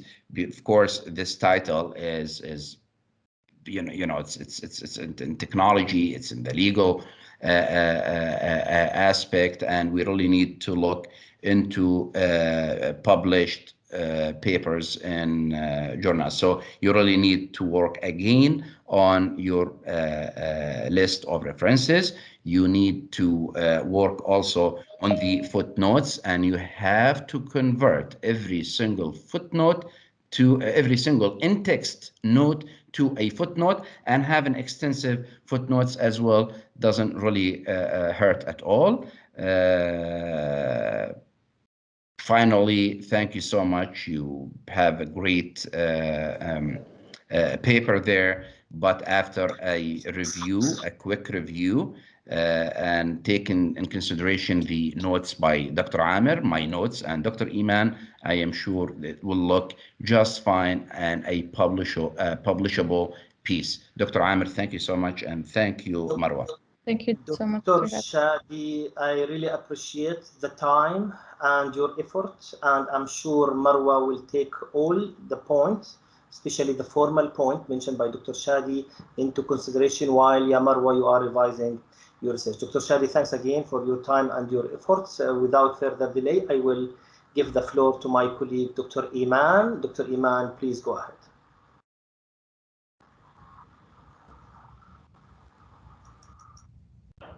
Yeah, so just a minute, I will make this work. Dr. Iman, if you can raise your voice. My voice, is it clear? Now it's better. Okay, sorry. So thank you all for attending this defense to this thesis of Marwa. And first of all, I would like to thank Prof. Hamid and Prof. Muhammad for their continuous support for this program. Since the beginning of this program, they were supporting this with their full efforts and continuous support.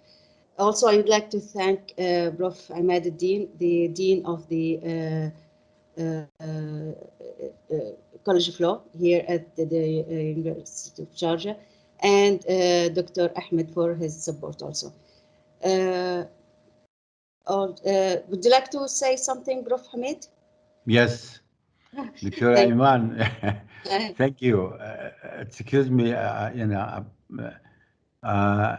your face, we cannot see your face because the lighting, it's not organized very well in your room. Yeah, I know. Is it on purpose? Better now?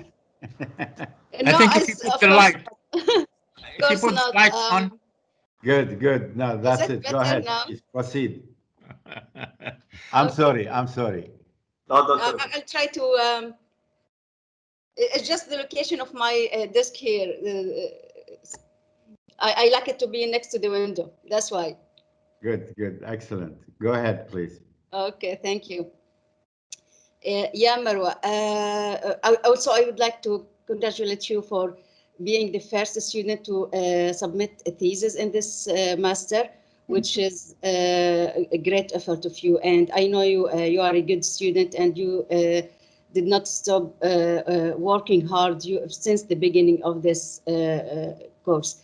And I know you did very good practical work with the agency, with the space agency, yes, which gave you a lot of, let's say, good ideas and maybe application of the theoretical ideas in the space agency. I'm sorry if my voice is not clear because I have a cough, but if you don't hear me well, just let me know, please. Marwa, your thesis, of course, for any student, it will be like a baby, and there will be some good features and some maybe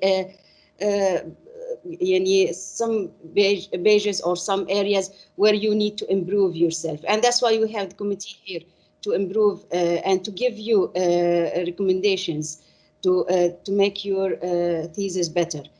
For me, I have some formal recommendations regarding the format of your thesis. And many of them, of course, they have been mentioned by my colleagues, by Prof. Amir and Dr. Shadi. I would like just to mention them to show you the importance of following them. Having an abstract is very important in any piece of writing, whether you are writing, sorry? Marwa, you want to say something? Not me, I don't know who's that. Okay, yeah, it's okay. You mean we are giving you the advice here to provide it before making the final submission. And you can go to the website of the graduate college here at our university. They will provide you with the full layout of your thesis, what is required, and especially for this abstract, it will tell you that it must be 350, of course, no more than 350 words. Of course, the website says it must be in both languages, Arabic and English. I'm not sure if you are required to write an Arabic one, but you can ask and clarify this issue from the graduate college. Sure. Also, one of the very important issues that I noticed, that many chapters, they don't have a title. Having a chapter without a title, it just confused me, and I didn't know what to expect or what is coming. So please make sure that every chapter that you use, it must have a unique title, of course, to reflect the title of your thesis. The methodology, usually in legal research, we have the methodology as a part of the introduction. We don't provide a full chapter, and here in your case, you provided this in the third chapter, and after starting with the body of your thesis, you return back to the methodology, which makes me confused. Why is the methodology here? Why isn't it part of your introduction? Usually the introduction will include several points. One of them will be the methodology, and the methodology that we use in legal research, it's not like scientific research that we rely very much on the data and surveys, etc. Mainly, it will be about the legal resources and the analytical research to this study. So that's why I would like you to focus more about the legal methodology rather than the maybe scientific methodology. What we have usually in legal research, we have the introduction, then the body of your research, then the conclusion. The body of your research, of course, it will be the main part where you will explain and analyze the issues of your title here. Your title is very interesting and it's unique, and it creates a lot of confusion in the in the world. So having very much analysis to the legal resources here, for example, the international conventions and the space law here in the UAE, analyzing them, providing the full text of the articles that you want to analyze is very helpful. I hardly saw articles of the law where you will provide the full text of the article, then analyzing it in a legal way and of course provide some case laws.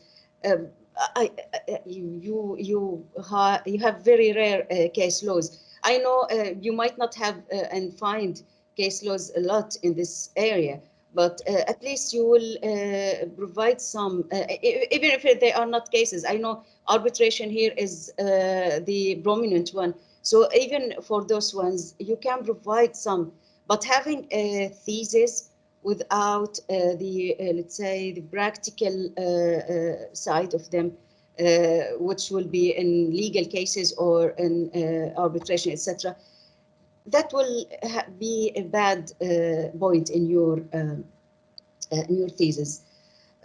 Also, the referencing style, which Dr. Shadi mentioned. Yeah, I know some journals now, even legal journals, they are requiring the in-text and some specific referencing style. But for us, in writing a thesis, as legal persons, we prefer the footnotes, as Dr. Shadi mentioned. It will give you the place where you can provide more information about the topic, even if you have some secondary maybe points where you can add, or you can discuss some maybe not very relevant issues to your thesis. This is the place where you can add them. Having references in the form of footnotes will help you and help the reader to understand your thesis better and to know what exactly you are referring to. And of course, we will be able to know how reliable these sources are, especially for the online sources. You cannot use just any online source. It must be a reliable one. For example, a governmental one or any international organization. Those ones are reliable where any researcher can use them. But the general ones, we don't know to what extent they are accurate and they are providing correct information. So that's why we try to keep away from using such references. Also, you have some linguistic mistakes throughout the thesis. I would advise you to maybe ask someone to proofread this thesis before publishing it. That would make it much better, and it will improve the quality of your thesis. Also, the terms that you use every time to describe your thesis, you use thesis, dissertation, research work, project, paper, etc. That would confuse the reader also. You need to stick to one maybe terminology, as we call it here in our university thesis, and you use this throughout your thesis. Also, it is advisable that you would provide after the outlines, the table of contents, you provide table of figures, because you provided so many photos and figures. So it's good to provide a table for them, table of cases that you provided. Also, you need to provide them in the referencing to reorganize your references, to divide between them, let's say, the legal ones and the websites that will be in a separate section, the textbooks, the research articles, which are very important, and it is considered as the main resource for any thesis. You should also provide them any other resources. So you need to reorganize your reference. Of course, I wrote all these notes in a Word document, and I will be sending them through email after the defense of this thesis. Also, case law is very important, and you should have, let's say, focused on this case law to provide the case which you were mentioning about the UAE and Saudi Arabia. If you have provided more details and more discussion and other case laws, if possible, that would enrich this thesis and would make it better. Okay. You would say something, Marwa? I'm sorry, I'm just talking. If you want to say something, just feel About free. the case, it was just an example, so I don't know if I can just add examples, or it should be a real case. No, it should be a real case, but you should have looked better and search for more cases, because I know there are very rare cases in this area, but you need to have some at least in your thesis. Okay. Yeah, and regarding the content of your thesis,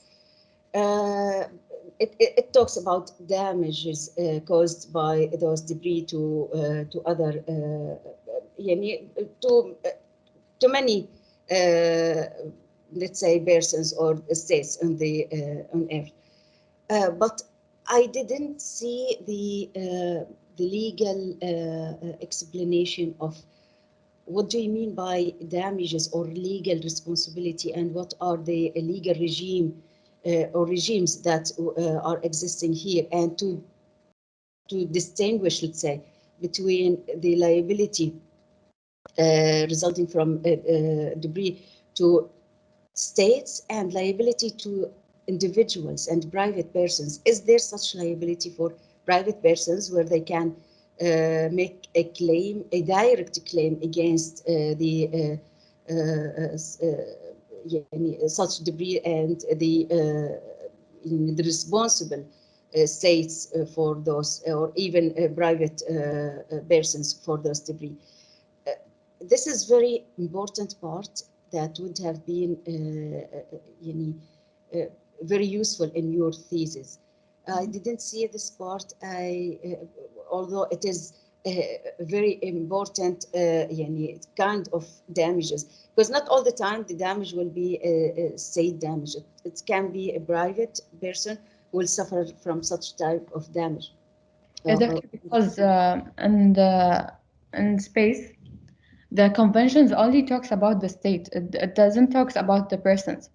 Yeah, yes, you are right. But here in this case, you didn't specify your thesis that it is only about international conventions.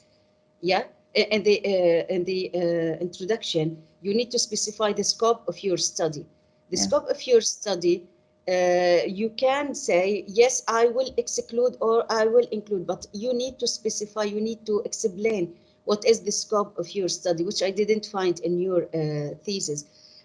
Also, even regarding the international conventions, which you provided here in this thesis, I hardly, first, referencing the international convention was not very good.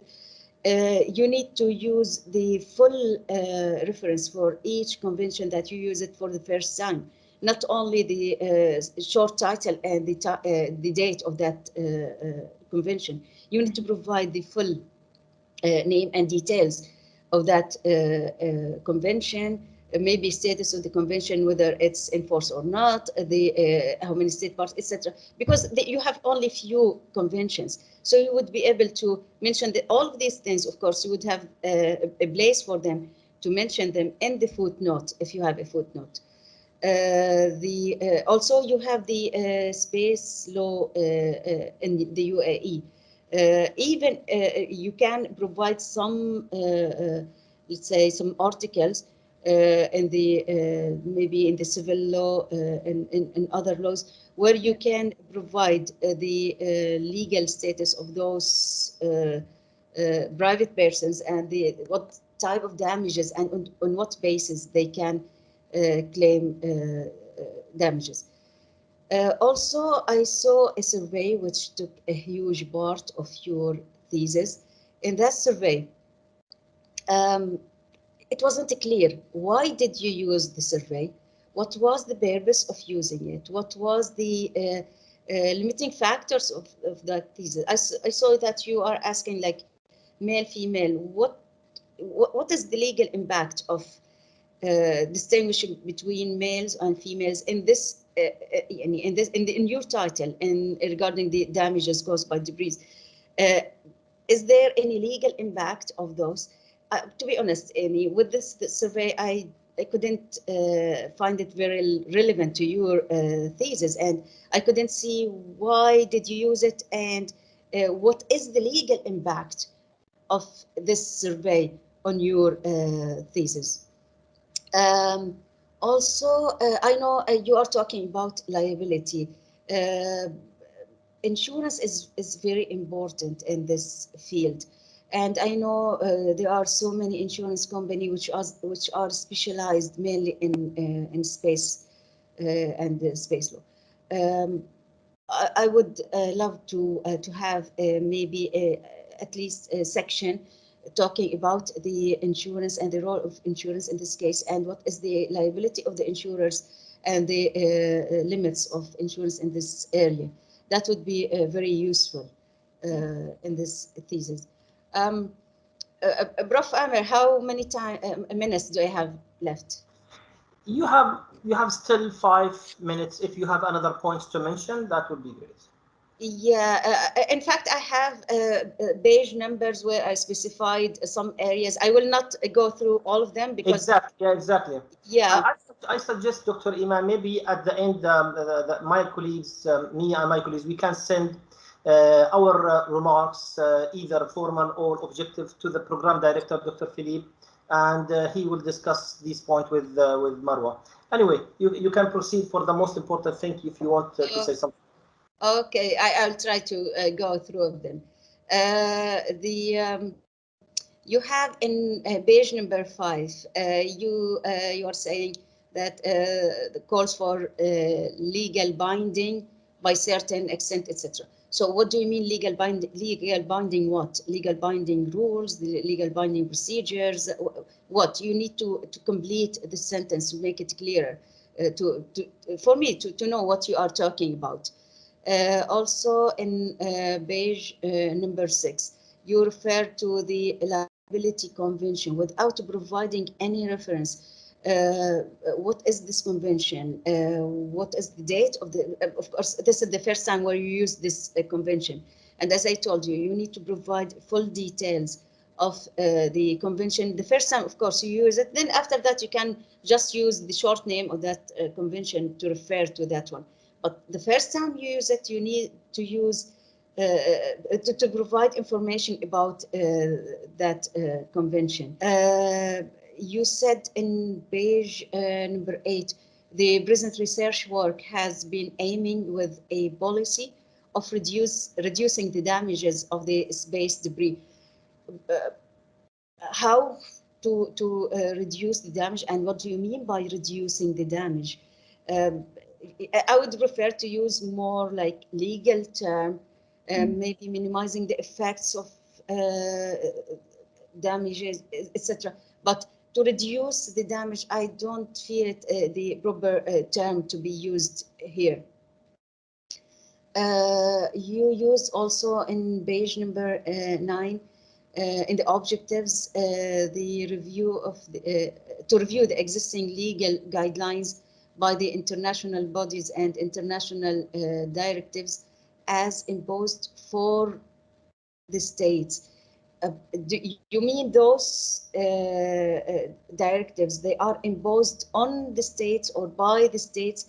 I don't know. Using for here is not correct. So you need to either replace it by that those directives, they have been imposed by the states or on the states, and to clarify it more. The figures also, they are not clear. Where did you get them? There is no need to so many figures. We got the idea, especially the one where you compared between 1958 and now. How many debris do we have? That's a very good idea to you need to imply how important is your thesis. But having so many, they will not give any benefit to this thesis. So it's better to maybe get rid from most of them. And the conclusion, which was a very important part in your thesis, it needs to be rewritten again to reflect in a clearer way the ideas and the concluding remarks that you arrived at the end of your thesis. That would, the conclusion is very important part. Any reader or any person who wants to judge thesis or any piece of writing, they would write, start at the beginning with the introduction, then we jump usually to the conclusion to see the connection and what important concluding mark that you arrived at. That was not very clear in your thesis. You need to rewrite it and to make it maybe clearer in the ideas that you arrived at and what recommendations you would refer to in your thesis at the end. And thank you all, and I will again congratulate you for being the first student to defend the thesis, and I wish you all the best in your future. Thank you.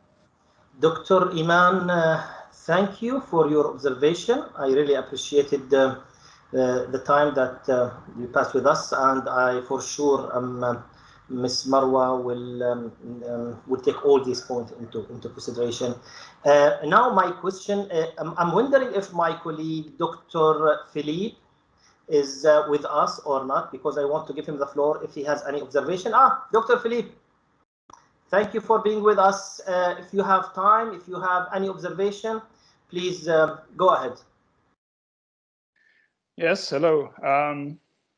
Good afternoon almost. We've been here for a couple of hours, so I wanted to say good morning, but since then a couple of hours have passed. So I hope everybody can hear me well, can see me well. Can hear.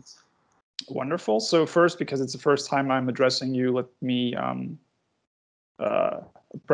express my appreciation for the fact that our esteemed Chancellor has made time in his busy schedule to attend this presentation today. We know how much he supports the program, and we appreciate his support for the program. Secondly, Dr. Imad, Dr. Ahmad, our Dean and Vice Dean of the College of Law, of course, I welcome them as well. Personal thanks goes out to Professor Amer for his guidance of this session, the first time that we've done this, and I can't imagine a better way to have guided this process. Thank you for keeping the time. Thank you for your insightful comments, for having introduced the speakers and having guided us along this process. I appreciate it very much. Thank you also, of course, to the other committee members, Dr. Shari, Dr. Iman. Over the years, I've come to rely on them for almost anything, really, and I take their support and their let's say the time they're taking for granted almost, and they've proven again during this committee session that their insights are invaluable. So, Marwa, I hope you're still here. I hope you're doing well. A lot of comments have been made on your thesis, as you know. I want to recall what Dr. Amer said at the very start. Do try to enjoy this. Do try to look at this for what it is, which is an exercise in feedback, really, and trying to improve what is already a good thesis and to make it something even better, and to make it really ready for publication. Taking into account let's say the amount of time and the amount of comments that have already been made by our three committee members, which have ranged from let's say, fundamental content remarks to let's say, equally important but maybe less obvious, let's say, linguistic and structural remarks. Taking those into account, I think it would not be great for me to actually add more comments to that. So I think that what Dr. Amer said was great, in that we should ask the committee members to forward their remarks, which I believe are plentiful, to the student, so that she may take them into account for further revising the paper. In the end, I really want to express my appreciation to the student as well. We know that this is not an easy task. This has been the first time that we've asked a student in the Master of Air and Space Law program to come forward to present and really defend, as we say, this thesis. And the circumstances haven't been easy, obviously, right? So we have a situation where maybe access to sources, which in the area of international space law already is quite difficult, has been further complicated, I guess, by the pandemic that we're in, by a lot of sources closing. At the same time, the thesis subject is incredibly interesting, but also very challenging, in that we are looking at a topic that combines technical, legal, and scientific issues into one. And we're asking the student to write a thesis about that in English. All of those factors taking them into consideration, I believe that this first version of the thesis already is really well done.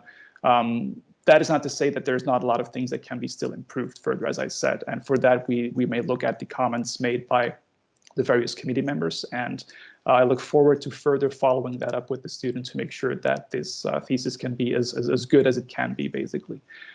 So having said that, as I said, I'm not really planning to take up a lot of time. So I will give the floor back to Professor Amer. And once more, thank you for guiding this process. Dr. Philippe, thank you again for your observation and remarks. I know that you are directing a very important program, and we wish you all the best. At this point, I'm wondering if there are any supplementary questions to Ms. Marwa from my colleagues. If not, I think we are reached to the final stage of this examination, which is the deliberation. Now I'm excusing myself and the examination members to withdraw from this room to another room to discuss the candidate performance. If you allow me, I will withdraw with my colleagues to another room. Thank you so much. We will come back after, I don't know, it depends, all right? After a few minutes, I think. Thank you. Thank you so much. Bye-bye, we'll come back.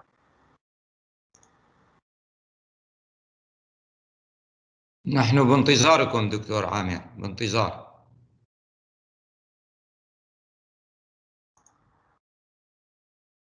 Can you hear me, my colleagues?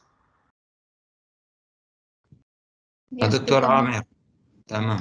سعادة العميد شايفين اوكي، بس انا بنتظر زملائي الاخرين يدخلوا مرة ثانية على القاعة، دكتور شادي ودكتورة ايمان. تمام، على بركة الله. موجودين دكتور عامر. اوكي. دكتورة ايمان. Dr. Iman, you are with us? Yes, I'm with you. Dr. Philippe, you are with us? Dr. Philippe? Can someone call some Dr. Philippe? I think maybe he lost somewhere.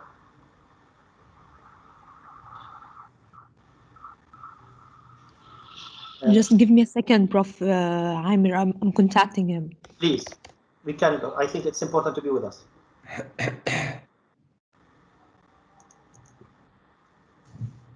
كيف؟ لا أنا فاتح الصوت.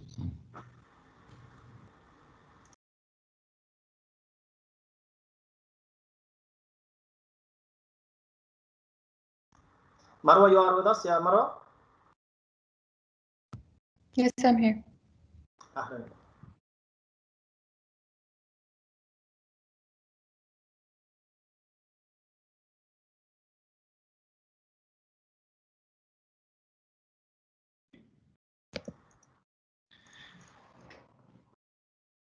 I've been in your place, Marwa, twice in my life. It's so hard. Yeah, for that reason, Marwa, I told you try to enjoy it. You have no other choice, by the way. I'm enjoying it. Excellent. Don't enjoy it so much, though.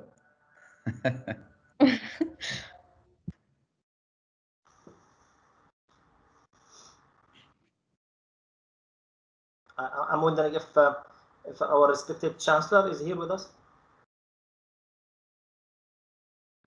Yes, I'm with you. أهلا سعادة الرئيس.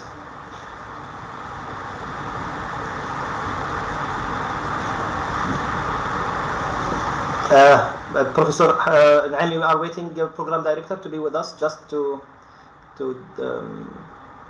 inform the decision.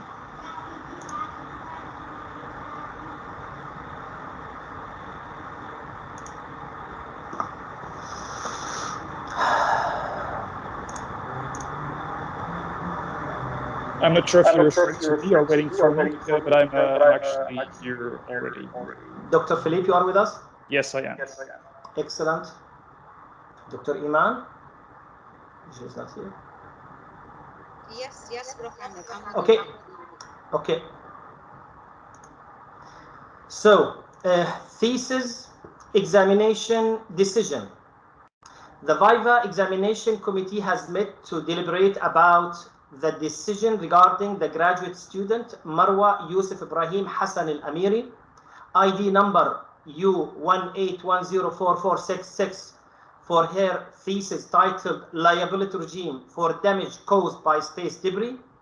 The committee has decided unanimously that the thesis is passed, and subject to the remarks of the examination committee that should be taken into consideration, the student shall be granted maximum of 3 months to complete the amendment. Dear Marwa, all the best.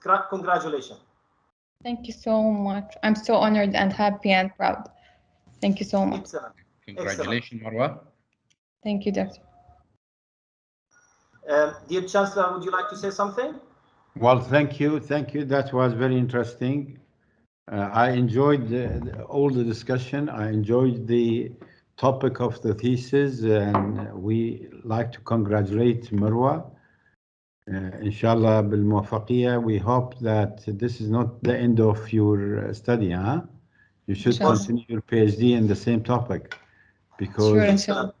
Excellent. That brings us to the end of the event. Yes. Dear colleagues and top management of Sharjah University, I sincerely appreciate your attention this morning. I want to thank every one of you for taking time out of your busy schedule to be here today. Congratulations to the new master program, and I wish you all the best and have an excellent day to all. شكرا جزيلا. شكرا جزيلا. نشكر اللجنة وبنشكر قبل كل شيء سعادة المدير لرعايته وإطلاق مناقشة أول رسالة ماجستير. في الحقيقة يعني كان حضور رائع، تقريبا 85 شخص من مختلف الفعاليات، من زملائنا، من زميلاتنا، من طلابنا الأعزاء في الدراسات العليا، من الهيئة العامة للطيران المدني، من وكالة الإمارات في الفضاء، شركائنا وأخونا وصديقنا العزيز الأستاذ الدكتور عامر. في الحقيقة مبروك أختنا العزيزة أميرة، وإن شاء الله منشوفك في الدكتوراه. هي دائما الماجستير هو باكورة عمل، ومنتوقع تطوري قدراتك في المستقبل. مبروك للجميع وألف شكر. كل المحبة لكم جميعا أحبائي. شكرا لكم. ربنا معكم. نهار سعيد في ملء البركة. السلام عليكم.